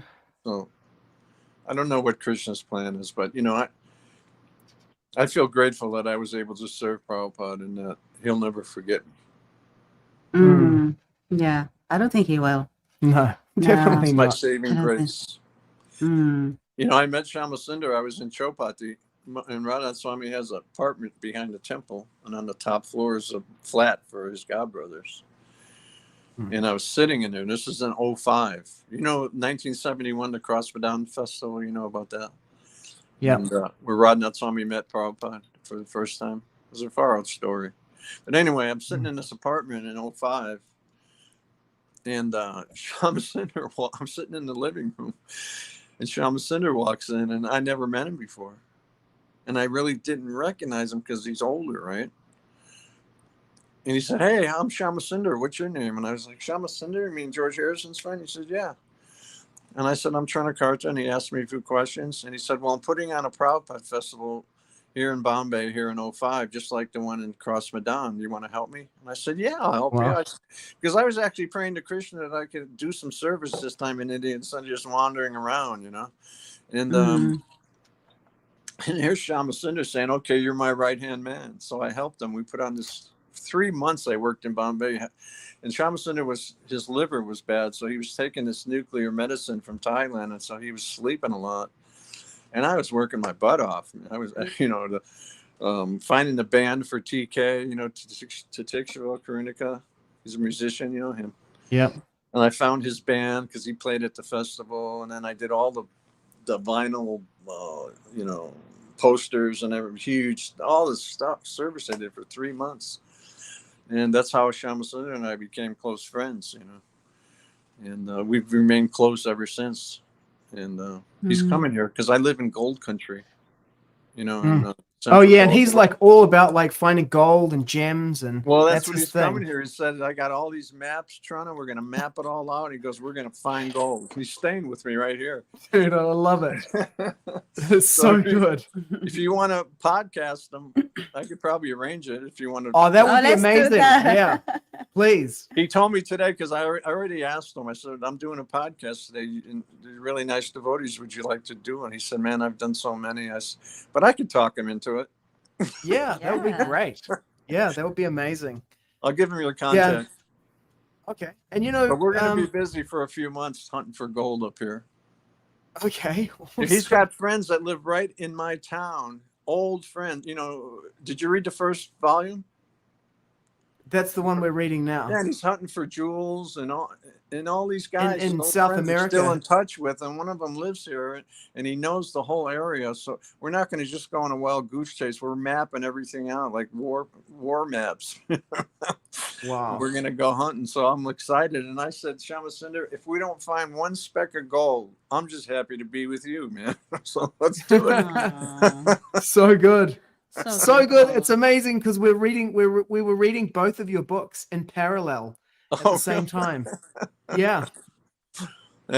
We finished yours first, and where are we in the Chasing the Rhinos with the Swami? We're up to just after they got initiated in San Francisco, Malati and Shyamsundar, and they got married, and then they did the throwing the rice at Prabhupada and blowing, and he's like bow down, and they're like, what does he mean blowing the smoke into his face? Just like, it's crazy. So innocent, very innocent. Yeah. And the Prabhu, what you were saying about Kirtananda Maharaj, you know, it's the fashion these days to say he was a monster and he's terrible and everything. But, you know, I'm always like, because I came into contact. Don't lose your thought. I need to get my charger, otherwise my phone's going to go out. Okay, sure. Yeah. I'll be right back. I'll hold that thought. Okay. And you can see there, folks, the first edition of Bhagavad Gita, the 72, the Max 72, as it is lovingly known. There's a Srila Prabhupada Murti. It's the Mhm. same one that we have here There's on a our altar. flower. There's a conch shell. Yeah. His book is there. No. Oh yeah, there it is on the side. Yeah. Oh, he has Where's our Lord copy of the book? Jagannath. Lord Jagannath. Oh, you could have. Yeah. Oh, here it is here. Yeah, on the side. You can see it on the side, the Hare Krishna Airport book, which you can order by writing to Prabhu on WhatsApp. Here's his number for WhatsApp and phone. You can just give him a call, order the book, and he can send it out to you. It's a real, Page turner, yeah. It's incredible. life-changing, Mm-hmm. Mm-hmm. filled with interviews with devotees who were there, and then all the pastimes. So much Yeah. devotion. Oh, the astrologer. Oh my goodness. Oh yeah, you wanted to ask about the Yeah. astrologer. So I'll do mine first, then you ask about the Okay. astrologer. Yeah, sure. Okay, Yeah. I'm ready. Okay, we got two thoughts, one each. My one about Kirtananda Maharaj. It's fashionable in ISKCON, these days. Kirtananda Maharaj, he was a monster. He's terrible, horrible person, et cetera, et cetera. I'm always like, because I became in contact with Krishna consciousness because Kirtananda Maharaj sent Dave Amrita Swami to New Zealand to buy an island, with a suitcase of cash to buy an island. And the idea was that they were going to train missionary preachers there. And then the whole thing fell apart, and Dave Amrita Swami was kind of left in New Zealand and started like just preaching here, and brought some other devotees over from, so Bhakti Siddhanta Swami came, Chandrasekhar Maharaj came, and Param Satya Devidasi came over from Taiwan. She was Supreme Truth Swami at one point. And so they were preaching here in New Zealand, and that's how I came in contact with Krishna consciousness. And so I'm always kind of like, I just undeniably owe a debt of gratitude, and that's my connection to this. And so it's kind of like, when people are like, oh, he's a monster and everything, this is the focus of next week's podcast with Hrishikesh Prabhu, Henry Doktorsky. The demon and the devotee live in the same body, which reportedly Kirtananda Maharaj himself said to brahmacharis in New York in like, I can't remember what it was, 69 or 70, around then. So yeah, to hear you speaking of Maharaj and, the human aspect of it and everything that he went through, humanizes him and paints more of the complexity of the picture. It's not just like black and white. Yeah, exactly. I'll always love Kirtananda Maharaj, because I understand. I was there through all of that. And I was in charge of security when he got hit on the head. And I almost that iron bar that guy hit him with had a spike on the end. It was like, I was down in Wilson Valley with Nandu Kumar. We were working in the gardens, and I got a call on my radio. Trana Karta, get up here. Kirtananda Maharaj just got hit on the head. And I'm like, what? You go, just get up here. And I went up there, and I had this guy, Tree Yogi, in the room. And I saw the thing. He hit my eyes. I almost about 10 devotees grabbed me because I was trying to get at him. I wanted to know. But people, like I said before, none of the senior godbrothers came by his side and tried to understand what was going on or help him and listen to the doctors. He was not an ordinary person, Kirtananda Maharaj. There's letters. Prabhupada said he was a great king, like Yudhisthira Maharaj and Pariksit Maharaj. You could read the letters. And you get hit in the head, everything changed. And the sad thing is that they never came to his side to help him. I think some of them were probably happy that now I can take over New Vrindavan. I'll be in charge. I hate to say it. Prabhupada says in Chaitanya Charitamrita, I'm sure you've read it. He said there's people with tilak and robes and dhotis, but they're actually demons. Yeah, demons in the dress of devotees. It's like, I don't want to call anybody a demon. I don't want to, I'm not that advanced that I can see that far into somebody. But I know by the actions of all these changes and all this crap, that something's really off. Something's really off. So Wow. I try to take the advice of the one devotee I was talking about. I don't want to mention names, and just read the original books, and just try not to criticize. And I just pray that some of my senior godbrothers who are also intelligent and who understand that the changes are so wrong, just keep fighting it. You know, because I'm a nobody, man. I'm at the bottom of the totem pole. You know, I don't have any position in ISKCON. I can't, you know, wage a war, but I'm behind him. I'm behind Garuda Prabhu. I've known him. You know, he was in Chicago. He stayed in Chicago when I was a young brahmachari. So we're old friends. But I'm behind anyone who wants to stand up for Prabhupada. And that's what I tell them all. Tell Vaisheshika, if you're watching, I love you, man, but you got to stand up for Prabhupada. And that's just the way I feel. Yeah. You know? Now you're a big guru and you got thousands of verses in your brain. Well, you know more than Prabhupada now? And I love that. I love that man. I love Vaisheshika. I die for him to this day. There's a lot of things I don't understand. A lot of us don't understand, you know, because there's a lot of like-minded devotees like myself. And we don't understand that, you know. So, Hare Krishna. Yeah. Hare Krishna. I guess it's hard for, you know, once they have this fame and they have like few numbers as followers, that gets them blinded and their thinking it's clouded, that I cannot stand for Srila Prabhupada, their spiritual master, who came in person to help them, to take them out of this world. And now they are basically swimming in the material world, thinking, you know, they are doing their best. Actually, we're degrading it, what Srila Prabhupada came to do in this world. And the other thing you mentioned about in your book, you know. Hang on, Prabhu might want to say something. You want to say something, bro? Huh? You were going to say something? Oh, no, go ahead. That's fine. Okay. In your book, was about this devotee that knew lots of, actually the astrologer. No. There's another thing. Okay, that's the second one. Bhagavad Gita by heart. Oh yeah, he could recite the entire thing. Yeah, completely. he could recite. And yeah, and he, you know, he wanted to be like the man in front of Srila Prabhupada. From what happened to him. And then Srila Prabhupada is just like, get him out. And you can see by that Srila Prabhupada was not okay with arrogance, you know. Introduce me to Srila Prabhupada. I know the whole Bhagavad Gita by heart. Yeah, he kept bugging Dhananjaya, who was president at the time. Take me to Prabhupada. I know Bhagavad Gita. Dhananjaya told me this personally. I didn't know. This was like when I was in India, I don't know, 15 years ago or whatever. And he was in charge of the guest house, Dhananjaya. And he told me this. He said, you know a devotee named Pundarik? I said, yeah. He knew the whole Bhagavad Gita by heart. He goes, yeah, he was here in Vrindavan and he kept bugging me. Take me to Prabhupada. I know whole Bhagavad Gita by heart. You know, he's all puffed up, right?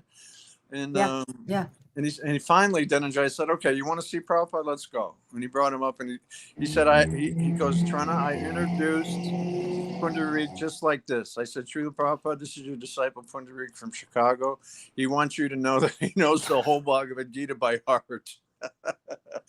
And Dhananjaya said, Prabhupada was writing at his desk. He said he didn't even look at Pundarik. He said, tell him to go downstairs and do some menial service. You know, we're just thinking, oh, you know, whole Bhagavad Gita by heart, fantastic, but you're all puffed up. Oh, that's great. You know, come on, man. Yeah. Well, turn out a piece. If you're not humble as a Vaishnava, you don't have nothing. You're not making spiritual advancement. Yeah. You may be spinning your wheels, and you're probably going backwards. You know. I mean, a parrot can, you know. My computer can recite the whole Bhagavad Gita by heart. It's a good point. That's why I put it in the book. Yeah. It's a good point. It is. It's a good lesson. It's very important. You know, it's very, very important. Hang on. Just to close the loop on that, people should read this book because it's incredible, the pastimes. But he kind of goes crazy in the end, right? And disappears. Like he kind of goes a bit crazy and then disappears. And that was the whole product of all of that supposed. He started eating cow. He started eating beef, cow meat. Here's a guy that knows the whole Bhagavad Gita and he's eating cows. because Manasuda and I, we used to live together. We used to stay up in Three Rivers. It's a farm up in North. It used to be a ISKCON farm up there. And we go visit all the time. And we stopped in the store one time, and there he is buying steaks. And we were like, Manasuda just got right in his face, man. They're like, what is wrong with you, man? You better come back to Krishna, you know. Tried to preach to him nicely too, but didn't. He made too many offenses. Yeah. He made too many offenses. You make offenses, you become blind. Yeah, that's correct. Yeah. Maya blinds you. Maya blinds you. Oh. Big time. And you know what is the thing? We know that Maya is so powerful, and the way she does is like incredible. And we are still thinking that we can overpass that. We can be so powerful to recognize everything. But even by thinking that way, Maya already got us. Mm-hmm. Yeah. And yeah. Yeah. And you guys the other married? thing. Yeah. You guys married? Yeah. Yes. We okay. we met at the You don't have to show me your Parliament ring. protest. I believe you. Just making sure. Yeah. So we met at the Parliament protest. Oh, My first wife, Param Satya, had left her body from cancer. And so I was like, okay, it was like we were married for 24 years, Param Satya and I, and we have our son Prahlad Nashringa. And then I was like, okay, I have nothing left to live for now. And this Parliament protest thing came up, and I was like, let me enter into the fire and just chant Hare Krishna and, meet with death in the forest. And so I spent the next 3 weeks just living with these people, sleeping on the ground in a cyclone and just chanting every day. And Krishna built a temple around us, and more devotees came, and we distributed prasadam, and then the whole thing all burned down. wow. And we had met there. And Dana Devi had just before that, just during this whole pandemic thing, she'd just gone like, you know what? No one else is going to do this. And she was trying to get devotees to do it. No one would do it. So she's like, I'm just going to do it myself. So she bought 5 acres of land in a rural area and was like, okay, we're just going to fulfill what Prabhupada said, and we're just going to make it happen. And was like living in a tent. Dana and her daughter Isabella were living in a tent on this land. And so then Prahlad and I moved here, and then we got 4 cows. So we got 4 cows, and we were living in a tent on the land for a year. Nice. Through all the things, yeah. And so that's what nothing like fresh. Nothing like fresh cow's milk. Yeah. Oh yeah. You can live forever if you have a cow. Yeah, we And do. small garden. Our cows are still babies. They're still young. This is what Prabhupada wanted: a simple living, Exactly. high thinking, man. Exactly. I mean, Yeah. Now we're going to drill for gas and get millions of dollars. It's like, give me I a know, break, right? man. Yeah. No. And Tapa And, Punj, poor Tapa Punj, had these huge gardens, and they just treated him bad. He wound up going to New Taliban. Then he left there, and he's back in New Vrindavan. They won't let him grow gardens. They won't let him. So it's demonic. It's just straight up demonic. Yeah, absolutely. Yeah. Wacky, man. Exactly. So what we need that is clump each other with all of the devotees that are basically Srila Prabhupada's devotees, servants. First edition books. First edition book. Go to the land, cow protection, self-sufficiency. That's, when the first time I came and I said, this is my master. There is no one else in this world but Srila Prabhupada. When I read the Well-Wisher book, that book connect me, said, he is my master. And that's it. There's nothing else. Because for me, like females, and especially from South America, they see idol singers that like they die for them. I never felt such attraction, even for the most handsome singers. I never felt like crazy. I was just like, okay. When I read Srila Prabhupada and his life, this is the one. My heart just jumped, fell in love. I said, this is my master. There's nothing else that I want to do in this life except to serve him. And it was quite simple to understand him. Very simple. Follow your sadhana, self-sufficiency, love Krishna, live simply. Don't engage in this world immaterial engagements of like sensual pleasure and all of that. That is just, you're wasting your life. You're wasting your energy. concentrate in Krishna, love Krishna, and by doing that, you will come back. It was so simple. It's not hard to understand what Srila Prabhupada preached. It was very simple. And Yes. his only aim when he was teaching is, don't waste any minute of your life, because life is so precious with senseless, stupid things. Just don't do it. Use your God-given intelligence and serve Krishna, and this is the way you go back to Krishna. It was so simple. And obviously, material world is so potent. It's so enticing. But after I read that book, it's like, no, I don't want anything else except to love him, have a life simple. Well, Prabhupada's real mission was to distribute all these books. Why? Because they made all of us devotees. Exactly. I'm an older devotee, but I had the same experience you did, right? I found Krishna book. I started chanting Hare Krishna. I thought I was going crazy. I was so blissful. I mean, Krishna was like right there, you know. So, you know, this will go on for thousands of years. But we have to really, and I really enjoy meeting you, Prabhus, because, you know, I can see that you're really Prabhupada people, and, you know, you just keep standing up for Prabhupada. Don't water down what he said. Don't interpret what he said. It's a simple thing.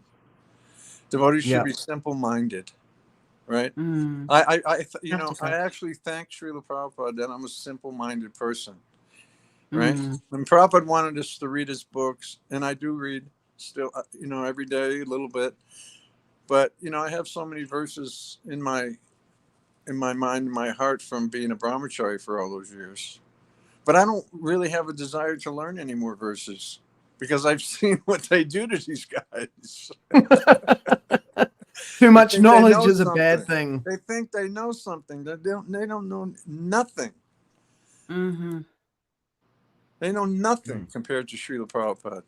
They are nothing compared to Srila Prabhupada. So just stand up for him, and everything will be okay. There is something very powerful about simple-minded and simple-hearted people. It is easy to connect to Srila Prabhupada and to the mission of Sri Chaitanya Mahaprabhu. Prabhupada said, better to be simple-minded than to have a big brain and think you know something. Exactly. I mean, what else can you say, you know? So. Now, you had a question about the astrology. Then the other thing that impacted me was that you made this lineage of astrologers, and the reading they gave it to you was super accurate, even with the days, exact dates and everything. It's like, do you know them? Are you in touch with them? Who are they? No, I'm not in touch with them, but I heard his name was Ashutosh Oja, and Prabhupada talked about him one time in Vrindavan and said that he was a great astrologer, and Prabhupada went like this: generations of his family were astrologers. And then he said, and they were all Vaishnavas. And that's what really got me. Like, wow, that's pretty, you know, because I was never, like I said in the book, was never into astrology. It didn't interest me, because I know Prabhupada said you clap your hands before the deities and all your karma's changed, you know? And but one day I went to him because dear Krishna, my godbrother, knew where he lived. He said, you want to go see him? And I was like, yeah, whatever. Okay. You know, we were up in Delhi doing some preaching. And yeah, he wrote out my chart. He said, come back tomorrow. And he gave me like 5 pages. And everything's come true, except the millions of dollars. He said I'd be a millionaire. So maybe I'll find gold with Chama Sundar. Coming soon in the next episode. And I'm gonna make my own farm and have cows and run it like Prabhupada would want it run. But Prabhu, I won't dig for gas. True? Huh? Isn't that true that you make millions of dollars, except that you give it back to Srila Prabhupada, that somebody else manage it and gets the money? Nowhere. No. Exactly. I'd buy land, in reality, cows, yes, you did millions of dollars. And I would take care of devotees.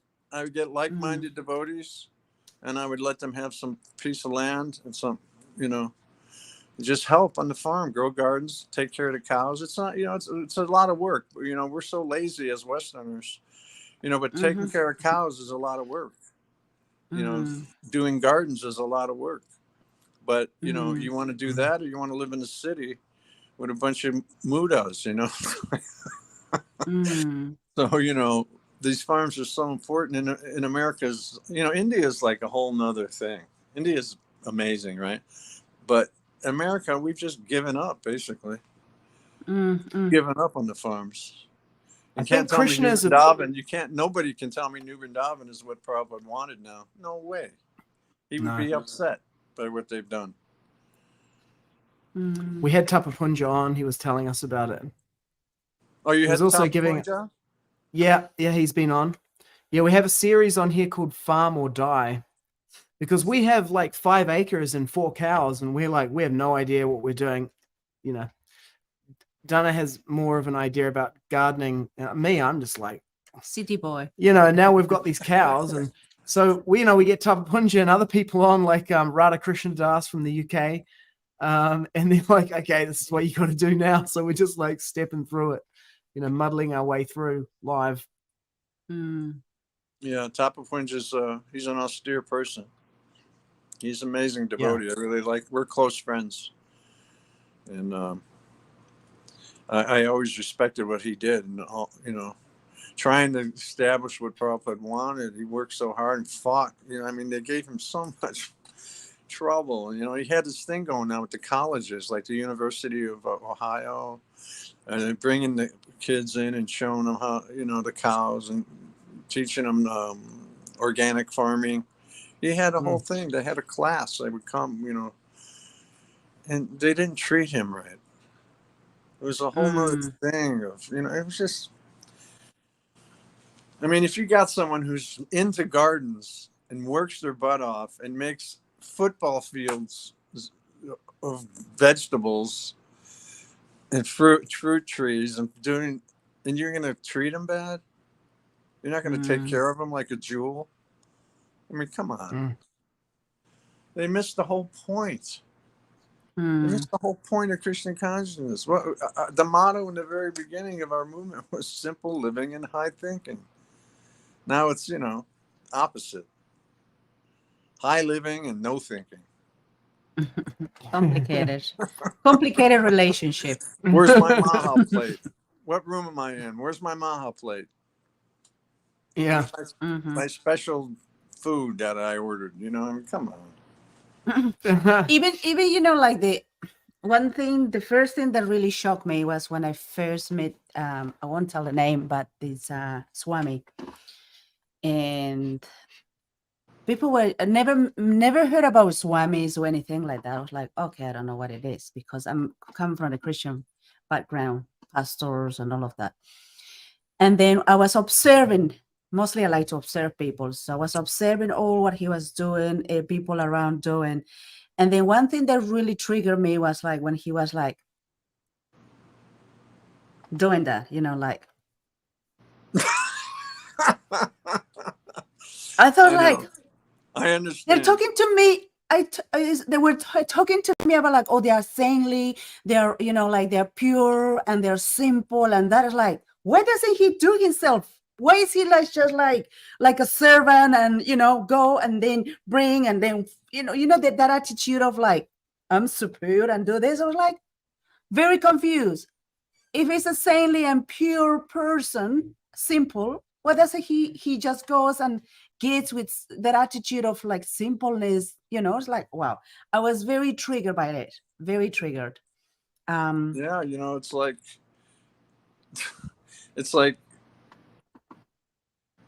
it's just amazing to me. What you're saying is like an important point, you know, because you're thinking that I have this position and I'm better than this person. But Prabhupada saw everybody as a servant of Krishna, right? And they have to be treated with respect and, you know, and cherished and treated like a jewel, really. And I understand totally what you're saying. Believe me, I've been around it. There's some really real characters out there. People want to participate in it. You know, you said about high living and simple thinking. When we moved onto this land, I was just like, because, you know, I've recited that mantra for decades, you know, simple living, high thinking. And I got there and I was like, what is this? Like now, like my meditation is about how I can go to the toilet, like because there's like no plumbing, on our land. It's like no electricity, no plumbing. It's like real, like going from like living in just like normal Western city, to like living on just a bare plot of land in a tent. And it was like kind of an adventure and everything until it gets to winter and I'm sick and it's like sub-zero and we're in a tent. And then I'm just thinking during the day about going to the toilet. And I was like, what was Prabhupada talking about? Simple living, high thinking. It's like now I'm just meditating on going to the toilet. But after having, gone through this, it's like a real mental adjustment to the whole thing. I don't even know how to put it into words. It's just a different mental environment that's inhabited by things that are actually real. And then most of people's existence is like they're living in like now they're like talking about stuff like what kind of pronouns they want to use and stuff. I'm like, dude, you need to be thinking about where you need to take a dump because that's real. Now you're in like what kind of pronouns and what gender am I and all this kind of stuff. That's the mental aberration that comes when you get removed from reality, the reality of material existence. The what is it? Knowledge means the perception of the evils of birth, death, old age, and disease. But we've become so far removed from that even materially speaking, we're in a material unreality. Yeah. Yeah. It's like I said, it's not an easy thing. You have to have people who understand what's going on and want to work for it. To have a nice community of devotees who are living naturally and taking care of cows, and that's what Prabhupada wanted. Prabhupada was asked one time, will devotees die in the war? Talking about World War III. And Prabhupada said, yes, if they're not prepared. He wanted these farms so we'll be prepared for when the stuff hits the fan, that we can survive. It's coming. Right? That's coming. Take care of people who leave the city. And I mean, it's a whole thing why Prabhupada wanted Van Ashram. He wanted an army of Vaishnavas. So when the crazy people come from the cities, when it gets so bad and try to eat our cows, that we have Kshatriya devotees, and we're not going to tolerate that at all. Or try to hurt devotees or whatever. Prabhupada wanted, he knew that if we're not prepared, devotees will die in the war. Yeah. But they want to live high living. So you stay in the cities. But Prabhupada didn't want us in the cities unless we were preaching. He wanted us on the farms. Yeah. I think the best security. Happen. Mark my words. Here's what's going to happen. When the stuff hits the fan, they're going to be forced to grow their own food. They're going to be forced to take care of the cows. Yeah. Well, why don't we do it now together? Exactly. As a movement, as a community, Anyway, Krishna has a plan, obviously, but it's not really good because his plan is also according to our actions. So yeah, we don't follow the spiritual master. What is the third offense? We chant it every morning to disobey the order of the spiritual master. Right? So if we don't follow the order of the spiritual master, who are we? What is our value? Exactly. Hare Krishna. Hare Krishna. So this is where I had hoped this conversation would go, Prabhu, because I want people to read the book, the Hare Krishna Airport, the golden era of book distribution in Chicago with the great personalities who were there, Tripurari Swami, Manusudha Prabhu, Divyanga, who's been on with us previously, and yourself. Divyanga was awesome. Divyanga's a character. Oh, he's so good. Yeah, it was amazing. And I didn't want to give away the plot twist in this book. Like, oh, Hare Krishna Airport, okay, it's going to be about book distribution in the Chicago airport.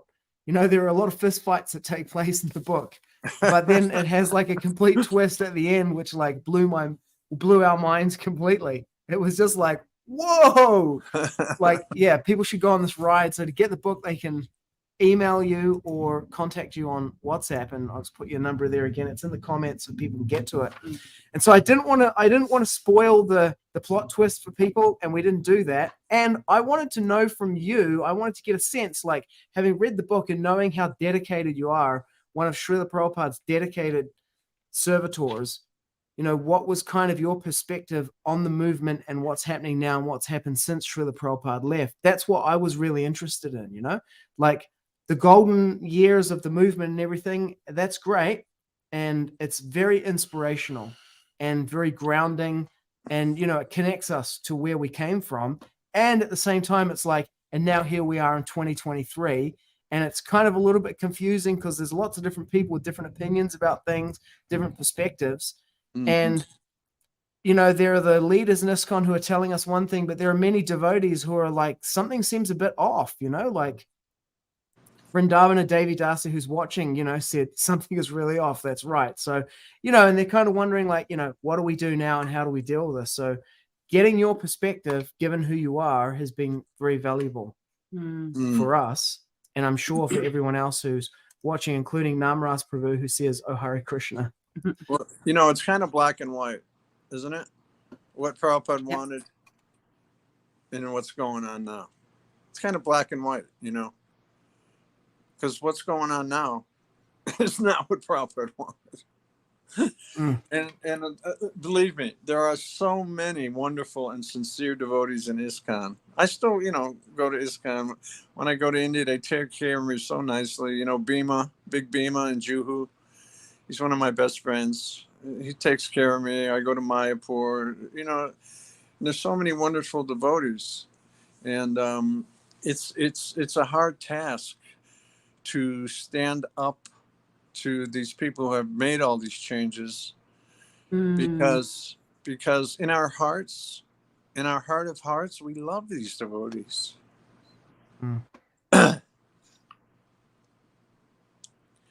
And we hate to see that they change everything Prabhupada wanted to be not changed. And it's black and white what he said. I'm not making it up. My greatest thing, just this one sentence should be enough to make you like say, whoa, I'm not changing one comma in Prabhupada's books, right? My greatest anxiety is that they will change my books after my departure. If you love Prabhupada and you hear that one statement, not one comma should have been changed in Prabhupada's books. They should have wrote their own books. Tripurari Maharaj was criticized because his disciples asked him to write a Bhagavad Gita, and he did. And and in the beginning I thought, well, why would he do that? But I read some of it, and it's really nice. It's really nice, and he wrote it for his disciples, and there's nothing wrong with that. So write your own book, leave Prabhupada's books alone, And I'll tell you something. If I wrote a book, anybody can write a book. In fact, you did write a book. I'm very, you devotees, you two are really a nice couple. And I could see, I'll say it again, that you're Prabhupada people.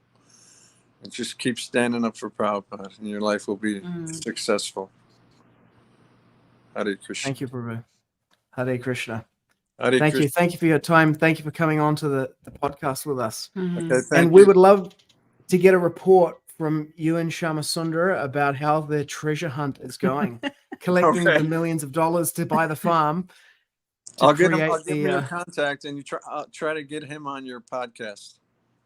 That will be awesome. Amazing. Thank you, Prabhu. Yeah. I'll And tell then him you were reading his book and my book side by side. He'll like that. Side by side. Yeah. Yeah, that would be perfect. someone All has right. to have to make a movie out of these books. Yeah, it's an well, amazing we'll see movie. what Everyone Krishna should read it. Incredible. I'm into Yeah, it. I could use the cash. Yes. Well, here's one last question for you, Prabhu. Who will play Trana Karta in the movie? I don't know. One of my sons, maybe. Yeah. Oh, yeah, that would be Yeah, perfect. Yeah, perfect. Yeah. Well, thank you, Prabhu. I acknowledge you for your dedication and devotion to Srila Prabhupada, and thank you for the years of your life that you've dedicated to Srila Prabhupada's mission in this lifetime. And thank you for writing your book, Thank Hare you. Krishna Airport, to capture those moments and to share them. Thank you. It Thank you, means so Prabhu. much to me, Prabhu. I have a wall full of letters, and I can't even believe the response. And it's like Prabhupada's grace, for sure. Mm, Thank you so much, yeah. Prabhu. We'll be in touch, okay? Okay. Thank you, Prabhu. Hare Glory to Krishna. Prabhupada. Thank you. Jai. Hari Jai. Hari Hari Hare Hari Bol. Bol. Krishna. Hari Hari. Mm. Hare Krishna. Oh my goodness. Amazing, huh? I wanted to cry. Oh, My heart is just melting, yeah. and with so much appreciation for who he is as a person, you know, and his character, his loyalty Mm. is unmatching. Mm. You know, he doesn't want to do anything else to offend Srila Prabhupada. He want to do everything to please him. How much love is that? This is real love, you know? Mm. Like, don't do anything that your master told you not to do. And just follow him, what he said, what he asked you to do. Mhm. And, you know, even though this time he has been kicked out of the ISKCON, or doesn't feel that appreciation or love from his God brothers, he's still, you know, staunch Srila Prabhupada's Mhm. disciple. Mm. It takes something to be like that, you know, because the material world is so potent. Anytime it can take you away. I mean, after reading the book, I was like, okay, this guy's the real deal, man. Mm-hmm. And so I was like, you know, because, you know, you're talking about Maya and the strength of Maya. And I wake up every day and I'm like, Maya and Maya, you know, is this, you know, like people can criticize and about, you know, why are you doing like, you know, comparing the manuscripts and going through it like this way? Why would you do that? Why don't you just focus on the thing and, you know, just the content of the book rather than analyzing it and looking at it and criticizing Jayadvaita Swami? And so, you know, I do. I ain't going to back down an inch. I might be wrong, but I'm not in doubt, is how Alex Kenny puts it. But for me, it's more like I might be in doubt, but I'm not gonna I'm still pull the trigger. But I do go like, you know, I'm not like a fanatical person. Like one person online said, oh, you sound like you've already made your mind up and you're not going to change it no matter what the facts are. But I'm not like that. I'm constantly evaluating, but it doesn't detract anything from my power. I'm not one of these people who go, well, I'm not sure and I don't know, so I'm not going to do anything. I'm like, hey, man, I'm just going full power, 100% on this. And, you know, if something comes, I'll change from that. So I am like always thinking like, you know, am I off? Is it me, you know? Because you have to ask that question. If Jayadvaita Swami and others are like, no, this is the way, the BBT, you know, could I be, you know, it's like, are they all wrong and you're right? You know, like people say, but what if you're wrong, you know, and they don't take action? I'll keep taking action, but I am always thinking that. Mm-hmm. And then to have a devotee like Trana Karta Prabhu, obviously one of the Mahajans, one of the Maharatis, and then to just talk with him and then for it to naturally arise in the conversation that he's like, I mean, I saw that he had in the background, you know, and we have it here, you know, you can see it right here. First edition Bhagavad Gita. It's kind of like a, you know, a dog whistle for, you know, Prabhupada fanatic conspiracy theorist in ISKCON. You know, he's got his Bhagavad Gita sitting in the background like that. And it's kind of like, you know, it kind of just came up automatically in the conversation. I don't think we brought that up, did we? I mean, how did that come up? I think that came up when I said that, you know, many people were serving Srila Prabhupada and there were a lot of love for him. The moment he departed, things has changed. Okay. From there, things went. Yeah. So then which is true, you know, like it is just, you just need to observe the course of the time from the time he departed, Srila Prabhupada departed, to the time where we are now. And the actions of people, what they're doing, and the way they say things about the book the book changes, and how they become like so arrogant and thinking that they're better than Srila Prabhupada. That you have to, this is a really big red flag, Mm. a burning red flag here. It's like, this is something dangerous here. And the other thing we have to observe is, if you really love Srila Prabhupada, if you are following the instructions of him, like without deviation, this shouldn't be right here. And it's funny how these two things are connected, because, you know, at that home program where the devotee was saying Prabhupada is Srila Prabhupada's culturally conditioned, It's a big offense saying well, that. he said we don't want people to throw the books in the bin. And we just read in Trana Karta's book where he said devotees would criticize the book distributors, including saying, oh, well, Srila Prabhupada, they threw your books in the bin. And Srila Prabhupada said, of course I'll throw the books in the bin. These people will even throw their own babies in the bin. Yeah. They abort their babies. They kill their babies. You know? But my point here is yeah, that... I know, I got that. Yeah, the point is that that hasn't gone away. You know, Srila Prabhupada dealt with it personally then. Mm-hmm. And then so that devotee gave me the class to watch, and I watched it. And it's kind of like, you know, you say these people, they're so arrogant, they think they're better than Prabhupada. Well, yeah, that's my assessment of this personality who gave the class. Yeah. But then someone could also say, well, you're so arrogant, you think that you're greater than him. So those kind of like calculations and thoughts, I'm not just like a fanatical, like I'm angry at the world, and I hate authority and I want to smash the system, and the, you know, these guys are my seniors, so I'm against them. That's not what's driving me. I don't have a problem with that. Like, I'm kind of like, if there's an unjust thing and I don't care how big the system is, I'm against it, you know? Like, but then to have Prabhu explain, you know, give his perspective on the modern ISKCON, to me, you know, just was like a reinforcement of like, okay, we are actually on the right track. The thing here we have to think about, observe, just for the sake of observing, because intelligence, it means observe. Yeah. Okay, so people can say, oh, you also arrogant. Like, no, I'm not arrogant, because you know what? Srila Prabhupada was very clear with his teachings. Mm-hmm.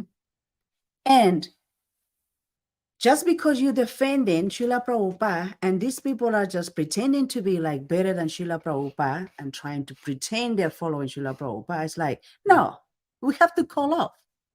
Because you know what? I am fixated on what Srila Prabhupada taught and his instructions, and that's it. Never Srila Prabhupada came to his spiritual master and said, I'm better than a spiritual master and I'm going to teach my own thing. No, never. He says, I am doing this because my spiritual master wanted me to do this. I am doing it. And every day he's praying to his spiritual master. What does it mean when he himself is in such a position to serve his spiritual master? That it means he is truthful. He is a special person. In comparison to these people, Srila Prabhupada, the part is like, oh, no. Srila Prabhupada was like, you know, conditioned. And he's talking about his teachings from all times. He doesn't know what he's talking about because we are in a modern world and things has to be this way. Therefore, I am telling you, you have to do this. It's like, what kind of like a leader you becoming? Whether you just follow what your master mentioned, whether you just do things to please your master. Because these people wants to be the master. That's why. Because if they don't want to play the master, they will say, no, you know what? I am just doing what my master said. I am just doing what I to follow the instructions of my master. That's it. Because I love him so dearly. I don't want to deviate out of it. So and then he will be instructing his disciples, follow our spiritual master. He is our spiritual master. Instead, I am your spiritual master. I'm gonna write a book about how, you know, you have to dress, and the karmic dress, and what is important about it, and all of that. What nonsense is that? What kind of nonsense is that? It's basically saying you in the modern world, you have to follow what they're telling you to follow. Don't listen to Srila Prabhupada now. It is just degrading watering down. It's like, why are you so secure and sure about what it is? Why do you have to degrade yourself? Like, in order for me to fill in fit in this world. You have to change your clothing. You have to change this. You have to change the books, because you know what? We are in this modern world and we have to comply with that. Like nonsense. Yeah. It's absolutely nonsense, because Srila Prabhupada came to this world to tell you Maya is like this. It works like that. You have to do this. You have to do that. Simple living. Go back to the land, produce your own food, because war is coming. The only way people can survive is by this. Are they doing that? No. And these so-called acharyas, 11 monkeys, acharyas, warriors, whatever they call themselves, guess what? Where is the land? Where is the place where people, devotees, can say, go to this land, start growing your own food. The spiritual evolution and revolution is happening. Go to the cities, to our satriyas and book distributors, and do this. Where is that? Mm-hmm. Because they are not the real charges. They are not the real business, these people. They're just like a bunch of what do you call this, bluffers, whatever they call it. Well, there are some things that are happening. There's what we're doing. There's also what's happening at Gitanagari, and I'm going to be there in about a month. I'm going to go and see Nithai Chand. He's over there doing his regenerative agriculture, so we'll find out more there. Next week, we have Rishikesh Das on. He actually got it mixed up, and he thought it was this week. He messaged me right at the beginning. Oh, no. Next week. Yeah. All good. Okay, so yeah, he's on next week. So next week we have Henry Doktorsky, Hrishikesh Das, talking about the demon and the devotee, and it was so good that Trana Karta Prabhu created what he did about Kirtan and Nanda Maharaj today. Yeah. Sorry. It is bewildering for my small mind to comprehend all of this, We are, of course, we are human beings with those silly things, for sure. And that person required or needed the good people or God brothers that stand for him and help him in his pathway. That's what they needed. As otherwise, they're just going to be pulled here and there by Maya. That is just the reality. So Kirtan Ananda. Oh, nothing for Kirtan Ananda Maharaj. Oh, so it must have been on my thing. Anyway, I found a thing with Kirtan Ananda Maharaj and the moon landing with Prabhupada, and he made a really good point in there. It was in like 95. But we could do a whole different thing about that, about Kirtan, about the moon landings. We should do a moon landings one. But anyway, next week we got Rishikesh Das coming on. We're going to be talking about Kirtan and Ananda Maharaj, New Vrindavan, all that kind of stuff. So it's going to be another controversial episode. It is controversial anyways in this material world. Yeah, thanks to everyone who tuned in and who's lasted this long. We got three viewers watching us. Something went wrong with Facebook streaming today. I don't know whether it's because I mentioned I denied the moon landings and I got banned. I mean, that's sometimes I get banned from streaming on Facebook and they don't tell me why. Anyway, thank you for tuning in. Tune into the next episode. We're gonna roll the intro as the outro again. Jai Shri Krishna. Jai Shri Krishna. Param Vijayate Shri Krishna Sankirtanam. Total world victory of Hare Krishna. Hare Krishna.